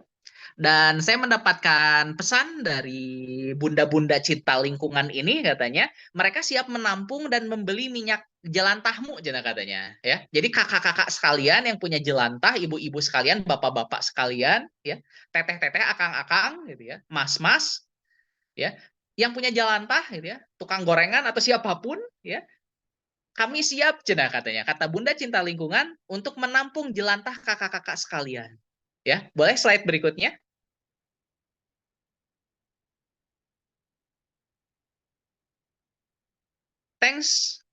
Thank you for your listening. BCL siap menampung dan membeli minyak jelantah kamu. Ya, jadi yang punya minyak jelantah bisa kasih nih ke BCL ya. Oke, mungkin seperti itu dulu pemaparan dari saya. Dan mohon maaf juga bila ada salah-salah kata atau hal-hal yang tidak berkenan. Mungkin selanjutnya saya kembalikan kepada MC atau moderator. Terima kasih. Oke, siap. Terima kasih Kang Rizal. Masya Allah sekali ya ilmunya. Terkadang kita kalau memang belum tahu ilmunya, jadi ngerasa ngegampangin. Tapi ternyata ketika udah tahu ilmunya, lumayan juga ya. gitu ya. Untuk bagaimana kitanya berbuat aksi lebih baik lagi gitu. Oke, mungkin kita langsung masuk ke sesi pertanyaan ya. Ini boleh nanti saya bacain sesi pertanyaannya sebentar. Saya cek-cek dulu ya. Oke. Ini pertanyaan pertama nih dari Teh Nenden. Punten Pak, kalau pemakaian minyak bersuhu rendah, berapa kali pakai? Sebenarnya tadi udah ya, tapi nggak apa-apa. Setelah makan gorengan berulang kali, saya sering sakit kepala. Apa sudah genting bagi kesehatan saya? Oke, mungkin buat Kang Bilah ya, segi gizi dan tubuhnya itu gimana tuh Kang? Boleh langsung dijawab? Eh, Sebetulnya jenis minyak apapun ya, mau itu minyak zaitun, minyak kelapa sawit, mereka tetap akan mengalami kerusakan secara strukturnya kan ketika memang dipanaskan lebih dari 175 derajat. Jadi kalau misalnya kita masak tuh sampai ada asapnya, sampai berembun, mungkin itu minyak zaitun yang paling bagus sekalipun itu memang strukturnya tetap rusak gitu. Kandungannya tetap rusak juga dan memang memberikan dampak yang berbahaya. Terus kalau pertanyaannya apakah bersuhu rendah? Nah, menggoreng biasanya akan sangat jarang sekali menggunakan suhu rendah karena biasanya dengan suhu rendah ya tidak akan matang makanannya gitu. Pasti suhunya tinggi. Mungkin kalau prinsipnya hanya untuk menumis itu masih aman-aman saja. Yang jadi masalahnya adalah berapa banyak yang digunakannya itu gitu. Karena memang itu akan memberikan dampak untuk kesehatannya yang paling dekat adalah dengan kejadian obesitas, peningkatan berat badan gitu. Karena tadi sudah dipaparkan ya, penggunaan 1 sendok makan minyak itu secara kandungan tidak berbeda dengan kita konsumsi sekitar 5-7 sendok nasi gitu. Jadi artinya semakin banyak kita gunakan minyak, maka kandungannya akan semakin banyak yang menyebabkan penumpukan di dalam tubuh kita. Nah, terus kalau dengan tadi, apakah saya makan gorengan sering terus menyebabkan sakit kepala, apakah itu untuk kesehatan? Iya pasti sangat genting karena sakit kepala kan banyak penyebabnya ya. Kalau memang ketika konsumsi gorengan, ya barangkali tubuhnya memang sudah respon negatif terhadap makanan itu gitu dan itu perlu diperhatikan. Makanya sangat penting sekali untuk mengatur pola makannya gitu kan. Oke. Oke, Teh Nenden sudah terjawab mungkin ya tadi ya. Semoga puas nih dengan jawabannya. Di sini juga ada pertanyaan lagi dari Kang Saepul Hanan. Sebenarnya mirip nih ya. Tadi eh, izin bertanya, minyak goreng bisa dikatakan jelantah kira-kira berapa kali? Oke, tadi udah ya dijawab ya. Sempat yaitu berapa? 2 sampai 3 kali tadi ya. Oke. Eh, Punten, apa bedanya nih dari Teh Eka Kartiwi? Punten, apa bedanya minyak curah dengan minyak kemasan? Kalau dilihat dari fisiknya, minyak curah kebanyakan terlihat beku, tapi minyak kemasan terlihat cair. Nah, itu gimana tuh, Kang?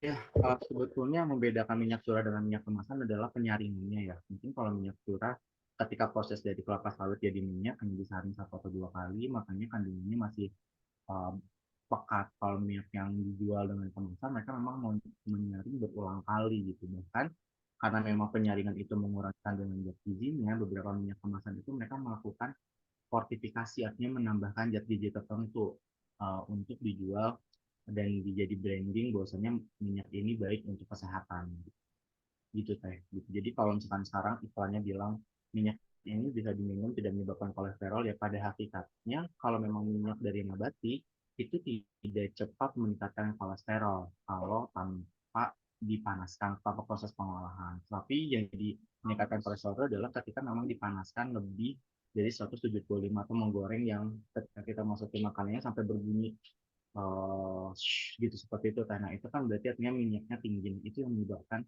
terbentuknya kolesterol dalam tubuh. Tapi kalau misalkan sekarang dia tidak diolah, tidak dipanaskan, tidak di teknik memasak apapun, langsung minum, sebenarnya itu tidak menjadi penyebab terjadinya kolesterol dalam tubuh. Gitu. Karena kolesterol itu sumbernya adalah dari lemak hewani. Gitu. Berarti kalau secara kasat mata itu mungkin tidak terlalu terlihat ya, atau gimana? Betul. Secara kasat mata kan yang membedakan hanya warnanya saja ya. Kalau yang di kemasan itu mereka memang jadi lebih jernih ya. Kalau Hmm. yang curah memang lebih pekat. Tetapi memang ada beberapa yang penelitian itu menyebutkan bahwasanya minyak curah lebih baik. Karena kalau kita mengambil zat warna, pada minyak curah itu zat warnanya lebih tinggi dibanding pada minyak yang berulang kali penyaringan atau sampai jadi minyak kemasan. Gitu. Karena Oh. balik lagi teh, sekarang kan sedang tren tata pengobatan-pengobatan dengan menggunakan zat warna makanan ya. Kayak Hmm. sekarang kulit manggis dibilang untuk obat kanker dan lain-lain. Memang betul gitu. Karena pada hakikatnya zat warna itu salah satu yang menjadi antioksidan untuk tubuh kita gitu. Jadi makanan kenapa jadinya buah dan sayur lebih banyak anjurannya, karena pada buah dan sayur mereka mengandung zat warna lebih banyak ini nantinya memberikan dampak positif untuk kesehatan gitu. Oh, oke, oke. Gimana Teh Eka? Sudah terjawab ya? Semoga sudah sih. Oke. Kita lanjut nih ke pertanyaan selanjutnya. Sebentar, sebentar. Aduh, saya ke scroll lagi.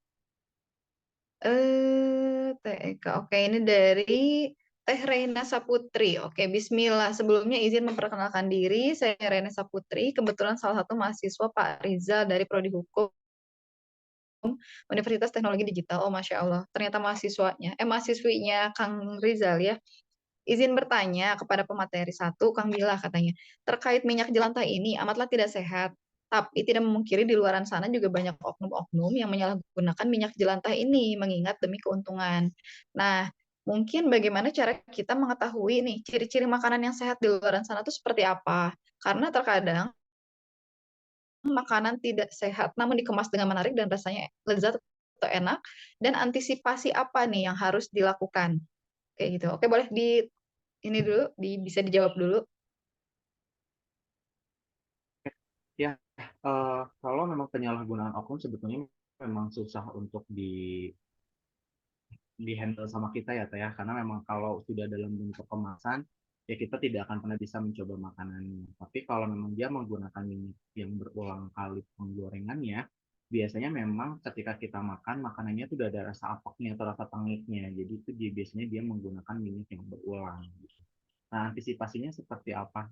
Ya, kalau di kami, di Gizi gitu, kita selalu berprinsip pada pedoman gizi seimbang. Nah, kalau kemasan-kemasan yang pabrikan, mereka bakal menuliskan yang namanya nutrition fact atau kandungan zat gizi per kemasannya. Nah, sangat penting untuk kita membaca di situ gitu. Di situ sudah tertera minyaknya berapa persen, natriumnya berapa persen, kalorinya berapa persen. Kalau memang di situ sudah mencantumkan lemaknya lebih dari 5%, ya kita hindari untuk mengkonsumsi makanan tersebut gitu. Tapi kalau misalkan memang kemasan-kemasan rumahan gitu, ya itu kan kita tidak bisa tester ya, karena dijual nggak mungkin kita makan dulu terus nggak jadi beli gitu ya. Mungkin antisipasinya adalah mencoba makanan yang beragam. Nah, untuk mengurangi dampaknya apa ya? Di Indonesia konsumsi buah dan sayur itu masih sangat rendah gitu. Untuk menjaga keseimbangannya ya salah satunya adalah tingkatkan konsumsi buah-buahan dan sayuran, sehingga dampak-dampak negatif dari makanan yang tinggi lemak itu bisa dikurangi dengan kita konsumsi makanan tinggi serat yang didapatkan dari buah dan sayur. Itu mungkin Teh. Oke, berarti mungkin kalau secara kita ingin lihat langsungnya, kita kalau ada makanan kemasan lihat ingredients-nya aja langsung gitu ya. Kalau kitanya Ya, emang peka gitu. Kalau betul, kitanya ingin ya, detail. betul betul. Jadi Cuman kalau lebih untuk makanan-makanan yang kemasan itu berarti kayak misalnya ada makanan yang sering banyaknya di luaran, itu berarti kalau sehat enggaknya kita lihat dari apanya nih? ya kalau balik lagi sih Teh, sebenarnya kalau memang makanan kemasan itu kan sebenarnya kalau pabrikasi yang makanan pabrik yang kemasan itu mereka ada standar nasionalnya kan, jadi artinya mereka bisa dijual dengan memenuhi standar itu gitu. Nah, itu mungkin lebih aman karena kita bisa lihat standar yang digunakannya pabriknya seperti apa gitu, karena pasti tidak akan lulus QC kalau memang tidak memenuhi standar yang dibawa oleh Kementerian Perdagangnya kita gitu. Tapi kalau memang yang menjadi masalah biasanya adalah pada UMKM, penggunaan produk-produk UMKM yang mereka tidak mencantumkan labeling pada makanannya gitu. Nah, antisipasinya kayak gimana kalau memang labelingnya tidak ada, ya kita tingkatkan konsumsi yang bisa menangkal si radikal-radikalitas dari makanan olahan tersebut gitu, dengan konsumsi perbanyak buah dan sayuran. Oh, iya, oke. Begitu Teh Herena berarti ya. Berarti kalau Teh Herena pengen tahu, ya berarti lihat aja langsung di kemasannya seperti apa. Tapi biar lebih aman sih kayaknya yang real food lebih aman ya. Yang langsung dari alam gitu. Ya banyak konsumsi buah dan sayuran. Oke, pertanyaan keduanya nih, izin bertanya kepada pemateri 2, kepada Kang Rizal. Bagaimana cara membangkitkan kesadaran, khususnya di kalangan muda-mudi ini selaku pemegang tonggak perubahan, Masya Allah. Yang dimana padahal sekarang sudah serba digital, banyak konten atau informasi terkait minyak di lantai ini, namun tetap kurangnya kesadaran akan hal tersebut. Lalu bagaimana efektivitas penggunaan mentega? Oh, oke. Dalam mengganti minyak, apakah jauh lebih baik dikatakan sebagai menjaga lingkungan dan kesehatan? Mangga Kang Rizal bisa on mic buat menjawab pertanyaannya. Oke, Oke. terima kasih atas pertanyaannya. Apa ya, terkait muda-mudi yang kurang sadarannya mungkin ya? Seperti itu ya pertanyaannya? Iya, dan bagaimana itu efektivitas untuk penggantian ke mentega? Selain tadi untuk meningkatkan kesadaran, sama kalau diubah menjadi mentega Mhm. tuh sama juga bisa dengan kita menjaga lingkungan nggak sih? Gitu. Karena kan tidak pakai minyak ya. Gitu. Oke, baik. Kayak kesadaran ya, kalau ngomongin kesadaran itu tentu yang paling sulit. Karena ngomongin kesadaran itu kan berarti kan pribadinya masing-masing. Nah, berarti kan di sini lebih kepada edukasi. Pertama ya sebenarnya kan balik lagi ya, tugas kita itu kan ya memang mengingatkan sesama ya. Karena kalau udah kejadian kan repot semua.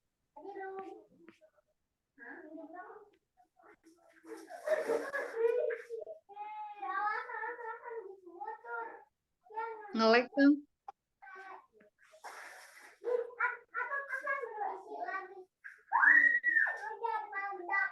Oke, mohon maaf Iya, sinyalnya iya, telepon. oke. Iya. Nah, jadi saya balik lagi ya. Jadi kalau ngomongin kesadaran, susah-susah gampang. Dan balik lagi ya, kita kan nggak pernah tahu tentang hati seseorang ya. Dan yang menyadarkan mah kalau secara Islam ada yang menyadarkan Allah ya. Sejenius apapun yang ngasih tahu, bahkan tingkat profesor sekalipun, kalau orang memang tidak dikasih petunjuk ya, mau ngebudah sebudah apapun susah gitu ya. Itu pengalaman saya pribadi ya ngomongin ya bukan dalam artian saya lebih pinter, tapi ya tugas kita ya sesama mukmin muslim itu sesama manusia itu untuk saling mengingatkan kepada kebaikan. Ya berarti ya kita maksimal apa yang bisa kita lakukan. Dalam artian ya salah satunya memberikan edukasi, saling mengingatkan, dan tentunya mengingatkannya juga dengan cara yang hikmah, dengan cara yang baik, dengan cara yang sopan, yang menyenangkan, bukan di depan banyak orang langsung digertak gitu ya. Pasti itu ya menyinggung ya, tapi dengan cara yang baik tentunya.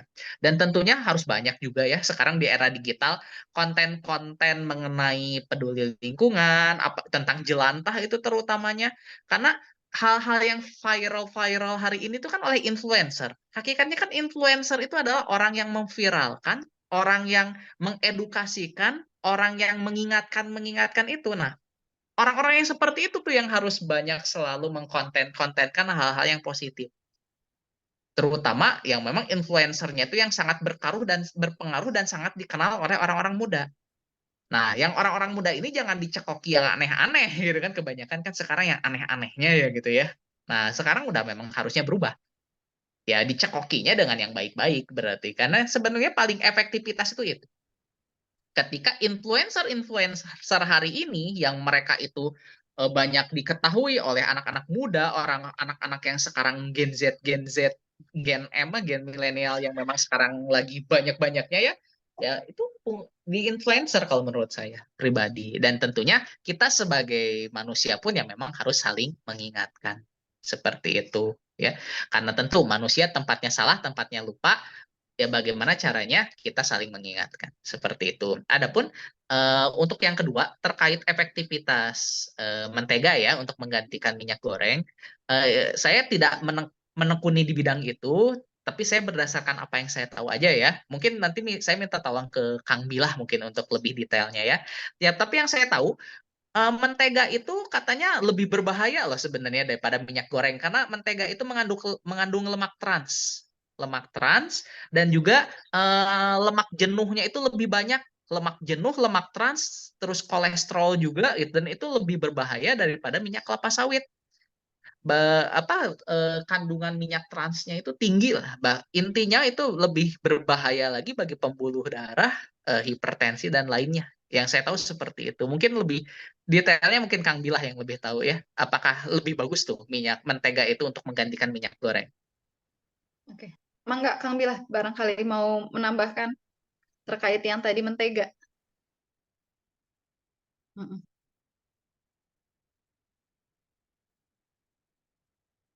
Kalau tadi pertanyaannya apa mentega lebih baik dari minyak goreng? Eh, Mm-mm.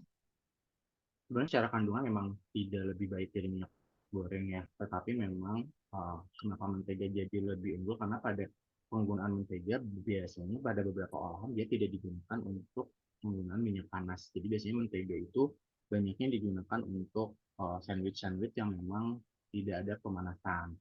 Tapi kalau memang itu digoreng ya memang lebih bahaya dibanding dengan menggunakan minyak kelapa sawit. Jadi sebetulnya kita bisa melihat itu lebih bahaya atau tidak tergantung jenis pengolahannya. Kalau memang diolah dengan menggunakan api yang tinggi, suhu yang panas, ya itu emang lebih bahaya dibanding menggunakan secara langsung. Jadi tergantung pengolahannya sebetulnya. Begitu. Oke, oke. Karena seringnya kita pakainya suhunya suhu tinggi ya, jarang yang Betul. suhu rendah. Jadi Iya, betul. Iya, ya bisa lebih bahaya di situ ya. Iya. iya. Karena memang faktor yang menyebabkan menyebabkan minyak atau lemak itu jadi bahaya adalah suhu penggunaannya sebetulnya, bukan dari dasar base lemaknya, bukan dari dasar minyaknya atau margarinnya gitu. Tapi bagaimana teknik pengolahannya, penyimpanannya, itu yang menyebabkan oksidasi atau kerusakan dari struktur lemaknya yang bikin itu berbahaya untuk tubuh gitu. Oh, oke, jelas. Ini semoga teh siapa tadi? Reina ya. Semoga Teh Reina jelas ya untuk pemaparan tadi yang sudah dijelaskan sama Kang Bila sama Kang Rizal juga. Oke, boleh. Ini ada pertanyaan lagi dari Teh Nenden lagi. Pak Punten mau bertanya, kalau masyarakat sudah paham nih akan penggunaan minyak kelapa, seharusnya kan hanya 2 kali. Berarti kebutuhan masyarakat akan minyak tentu meningkat dan akan membutuhkan produksi minyak lebih meningkat lagi. Sedangkan tidak diimbangi dengan pemahaman akan pengelolaan pengumpulan minyak jelantah. Bagaimana dengan produksi minyak itu sendiri? Oh, ini udah ngomong ke produksi minyak ya. Boleh dijawab sama siapa nih? Kang Rizal boleh ya? Mungkin ya. Lebih ke bagaimana di kehidupan produksi-produksi minyak itu tuh Mhm. eh, Oke, bisa tolong diulangi pertanyaannya tunjangannya. panjang ya sebenarnya. Oke, jadi intinya gini deh. Mhm. Seharusnya kan kalau penggunaan minyak itu hanya 2 kali, kan harusnya produksi minyak, penggunaan minyak itu harusnya lebih meningkat ya. Tapi kan sekarang kan karena bahannya diulang beberapa kali mungkin ya sampai ya tadi sampai bahkan warnanya menghitam gitu. Se- jadi bagaimana dengan produksi-produksi minyak yang di luaran sana gitu ya, bahkan tidak diimbangi juga nih, mungkin ini bicaranya pemerintah ya, bicaranya hukum, Mhm. tidak diimbangi dengan pemahaman akan pengelolaan pengumpulan minyak jelantah itu gitu. Nah, untuk produk Mhm. minyaknya sendiri kan akan seperti apa? Padahal harusnya permintaan minyak itu kan meningkat ya kalau cuma 2 kali. Tapi kan pada kenyataannya enggak ya. Nah, Oke, oke. Mm-mm. baik. Oke, yang saya ketahui ya dari apa yang saya lihat dari birokrasi pemerintah dan juga apa ya potensi dari minyak goreng di Indonesia, potensi minyak goreng di Indonesia itu sangat tinggi. Bahkan Indonesia itu salah satu pengekspor apa minyak goreng kelapa sawit itu ke mancanegara. Ya, kalau bahasanya udah mengekspor, berarti Indonesia itu sudah sangat berlebih minyak gorengnya. Sebenarnya itu seperti itu. Kenapa? Kita lihat aja hutan-hutan yang sudah dibabat di Sumatera dengan di Kalimantan. Sebenarnya ketika kemarin minyak goreng itu langka, itu tuh sebenarnya tidak perlu terjadi hal-hal yang seperti itu. Itu pasti ada oknum. Yang saya ketahui seperti itu. Nah, cuma balik lagi ya, memang ya itu memang harus pemerintah yang turun tangan ya. Adapun apa namanya perusahaan-perusahaan pengekspor kelapa sawit, terus perusahaan-perusahaan yang memang dia berkecimpung di bidang pertanian, perkebunan kelapa sawit itu kan sangat banyak.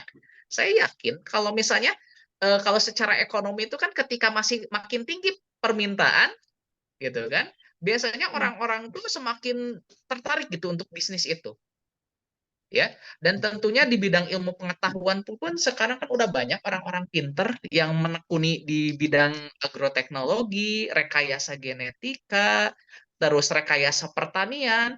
Saya yakin kalau mereka semua itu apa ya dimaksimalkan oleh pemerintah dalam hal keilmuannya dan juga penelitian terkait hal itu, saya yakin produksi minyak itu bisa jauh lebih dari apa yang yang terjadi hari ini, bisa lebih banyak lagi gitu. Karena berarti kan ya balik lagi memang itu balik lagi ke pemerintah dan kebijakan ya, birokrasi kebijakannya nanti seperti apa. Jadi nggak usah takut lah minyak nggak ada gitu ya. Jadi jangan takut nggak makan minyak gitu. Dan sebenarnya kan saya yakin orang Indonesia itu sebenarnya semuanya kebanyakan makan minyak gitu Iya, ya. banyak Jadi ya.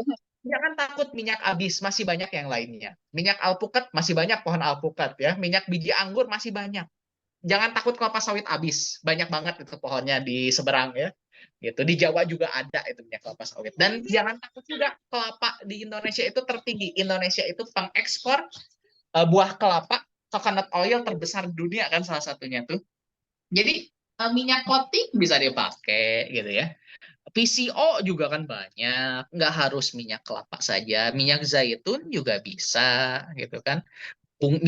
minyak biji bunga matahari, canola oil ya, biji canola, terus minyak biji anggur, minyak sayur, minyak yang berasal dari hewan, semuanya juga enak sebenarnya.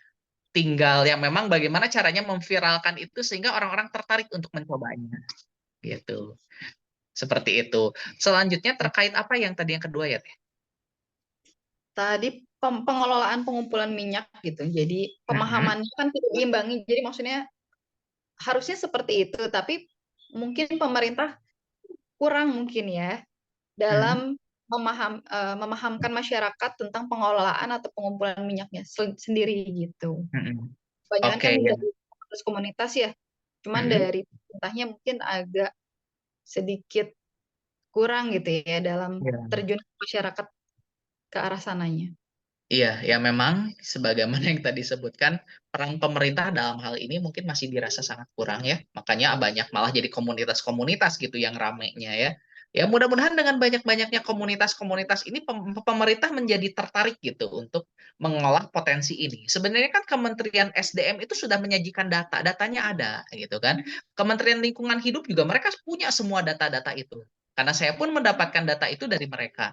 Ya, cuma memang balik lagi kepada pemerintah dalam artian DPR, terus eksekutifnya presiden, ya. Nah, balik lagi pemangku kebijakannya itu, gitu kan. Sudah saatnya lah mungkin. Mudah-mudahan setelah pemilu ini mereka lebih apa ya tertarik dengan potensi yang luar biasa ini ya ke depannya. Oke, siap. Mungkin setelah debat kemarin tentang lingkungan, pemerintah lebih aware lagi ya tentang bagaimana lingkungan yang sudah mulai tua dan rusak ini semoga akan dikelola dengan orang-orang yang memang benar lagi di jalurnya ya. Gitu. Amin, mudah-mudahan ya. Gitu. Saya lanjut lagi ini pertanyaan yang terakhir nih kayaknya. Bagaimana nih cara penyimpanan minyak jelantah yang benar? Kalau memang minyak jelantah bisa jernih lagi nih seperti semula, terus jika digoreng dengan tepung aci, itu benar nggak ya? Gitu. Boleh siapa nih ya? Kang Bila boleh? Ya, eh, kalau memang mau hitung-hitungannya jernih sebetulnya ya karena memang minyak digoreng terus nanti tadi dengan tepung aci jadi jernih memang secara warna memang iya jernih. Tapi kan yang jadi masalah adalah bukan di warna minyak yang jadi masalah gitu, tapi bagaimana kandungan ikatan-ikatan minyak itu berikatan dengan yang lain. Nah, kalau memang dia sekarang awalnya minyak jelantah terus pakai tepung aci jadi jernih lagi, ya secara warna memang bagus, tapi secara kualitas tidak lebih bagus. Bahkan bisa jadi lebih buruk karena udah ada penggorengan tambahan dengan menggunakan aci gitu. Apakah itu berdampak untuk kesehatan? Pastinya tetap berdampak gitu. Jadi kalau memang hanya dikejarnya dari visual, dari warna, ya kayaknya banyak sekali cara untuk membuat minyak yang hitam jadi kembali jernih gitu. Tapi yang jadi masalah adalah kandungan dari minyaknya itu yang bermasalah gitu untuk kesehatan. Oke, jadi sebenarnya kalau dilihat dari secara visual mah oke-oke aja ya dipakai ya. Betul. Tapi kita jangan Ya, tertipu dengan cover yang ada ya. Jangan betul. tertipu Karena dengan biasanya kita, ya, karena ya, memang biasanya yang dilihat mata lebih baik akan dianggap itu yang baik, padahal belum tentu gitu. Mungkin iya itu betul yang banget. mereka berkamuflase jadi hal-hal yang sebenarnya buruk, tapi kita anggap baik gitu. Ya, jadi jangan tertipu ya ini ya teteh-teteh ibu-ibu kalau memang minyaknya masih jernih tapi ternyata udah pakai aci, udah pakai tepung mungkin. Tapi ternyata itu kandungannya nggak baik sama sekali buat tubuh ya. Gitu. Oke, terima kasih Kang penjelasannya. Oh ini terakhir aja, ini terakhir ya, waktu kita udah mulai mepet nih. Dampak ke lingkungan nih, tadi juga udah jelaskan ya sama Kang Riza, boleh sedikit aja ini untuk Iya, terakhir silakan. pertanyaan. Dampaknya ke lingkungan kayak gimana? Dampak lingkungan apa nih? Tadi tuh Teh Nenden tuh tentang sama sih, tentang jelantah juga sih. Oke, dampak ke lingkungan tadi kan sudah ya. Jadi kalau secara dampak minyak jelantah ini intinya jangan dibuang sembarangan. Ketika dibuang ke tanah, maka akan mengurangi kesuburan tanah, menyebabkan mikroorganisme yang ada di tanah mati semuanya, menyebabkan mati. Cacing-cacing berpengaruh juga kepada cacing dan membuat tanah menjadi padat sehingga tanah itu tidak bisa membuat air itu ke bawah kapilaritas air hujan itu jadi terhalang, dan itu yang menyebabkan banjir. Oh, Tuh oke, ya. oke. Oke. Siap. Terus kalau air, ketika menggenang di air itu akan membuat ekosistem air terganggu, bisa menyebabkan ikan mati, plankton mati, dan itu otomatis akan merembet ke rantai makanan berikutnya. Seperti Hmm, itu, ya, gitu. siap. Duh, Masya Allah sekali ini pertanyaannya kayaknya bikin kita pengen nanya terus ya. Oke, sebentar. Baiklah. Ini waktunya juga udah mulai mendekati jam 12 nih. Terima kasih banget buat Kang Bila sama Kang Rizal buat apa ya kehadirannya, terus sudah ngasih ilmu juga ke kita, ya sedikit mengedukasi, nggak sedikit sih, banyak mungkin ya, banyak mengedukasi kita terkait ilmu-ilmu yang memang dipahamkan oleh narasumber-narasumber ini gitu. Yang pastinya jadi membuka mata kita bahwa yang namanya kesehatan tuh penting banget. Nah, cuman jangan masalah dilihat dari luarnya aja. Ternyata kesehatan itu dimulai dari apa yang masuk ke dalam diri kita. Apa yang dimasuk ke dalam diri kita itu biasanya diolah sama ibu-ibu ya gitu atau teteh-teteh yang sering berada di dapur, sering masak, sering pakai minyaknya. Nah, ternyata dari situ tuh mulai awalnya. Yang bahkan dampak besarnya itu kalau misalnya kita sembarangan, ya tadi dijelasin juga ya dampaknya bahwa merusak lingkungan tuh bukan merusak oke sekedar oh paling jadi eh, apa ya tanahnya nggak baik atau itu bukan. Kita ini kan kalau diingatkan lagi kita ini makhluk ciptaannya Allah gitu. Dan makhluk ciptaan Allah tuh bukan kita doang, bukan kita manusia doang ya gitu. Hewan-hewan, tumbuh-tumbuhan mereka juga makhluk ciptaan Allah yang berhak untuk hidup sesuai dengan normanya hewan, normanya tumbuhan kan gitu ya. Jadi kita sebagai manusia hidup berdampingan dengan alam itu adalah suatu keharusan, suatu kewajiban yang tadi dijelaskan juga banyak ayat-ayatnya ya ternyata manusialah sendiri yang merusak. Alam sudah diciptakan dengan baik, bumi sudah diciptakan dengan baik, kita yang merusak. Tubuh kita sudah diciptakan dengan baik oleh Allah yang sudah sedemikian sempurna dirusak ya sama kita-kita juga sama apa yang kita makan, apa yang kita lakukan kan begitu ya. Ya semoga tadi ya dengan pemaparan ini bisa menambah daya kita dalam berpikir, dalam bertindak gitu ya. Kedepannya akan seperti apa? Kalau tadi kata Teh Reina itu kan kita yang masih muda-mudi ini kan tonggak perubahan katanya ya. Yuk kita mulai berubah dari diri sendiri atau mulai dari rumah kita gitu ya, dari keluarga-keluarga kita yang tadi di sini saya pengen menyampaikan nih, BCL tuh Bunda Cinta Lingkungan ya. Jadi para bunda-bunda yang cinta banget dengan lingkungannya, dengan keluarganya, ingin mengedukasi sama-sama belajar sharing gimana ya caranya biar minyak jelantah itu tidak dibuang sembarangan. Makanya kita ingin mengajak nih bahwa teteh-teteh atau akang-akang di sini, barangkali di rumahnya ada minyak jelantah, yuk kita kumpulkan, nanti kita bisa setorkan nih, atau kita tampung ke BCL, ke Bunda Cinta Lingkungan. Nanti untuk bagaimana teknis pengumpulannya, itu nanti bisa menghubungi humas kita ya. Di situ ada apa namanya, ada nomornya, nanti bisa di-share ya atau kepoin langsung IG-nya kita Bunda Cinta Lingkungan, di situ ada namanya humasnya itu Ibu Yati, bisa nanti langsung tanya-tanya aja di situ gimana nih cara ngumpulinnya, terus teknisnya harus kayak gimana, bisa dijemput atau memang saya harus antarkan, terus nanti ini saya serahkan saja secara cuma-cuma secara sedekah, secara donasi, atau misalnya saya juga bisa dapat uangnya lagi nih gitu dari pengumpulan ini kan, jadi timbal baliknya enak. Tinggal langsung kepoin aja IG-nya Bunda Cinta Lingkungan ya, di situ search aja langsung ketemu. Yang insya Allah akan terus kita share-share terus berkenaan dengan lingkungan seperti apa, karena kita menginginkan lingkungan yang lebih baik ya ke depannya gitu, karena bumi ini sudah semakin harus kita jaga gitu ya dengan manusia-manusia yang memang berkualitas dan berkepribadian unggul yang baik ya gitu. Oke, terima kasih buat Kang Bila dan Kang Rizal. Insya Allah nanti akan ada penyerahan sertifikat dan plakat ya. Cuman kan karena kita ini webinar ya, insya Allah nanti akan langsung dikirimkan ke alamatnya masing-masing.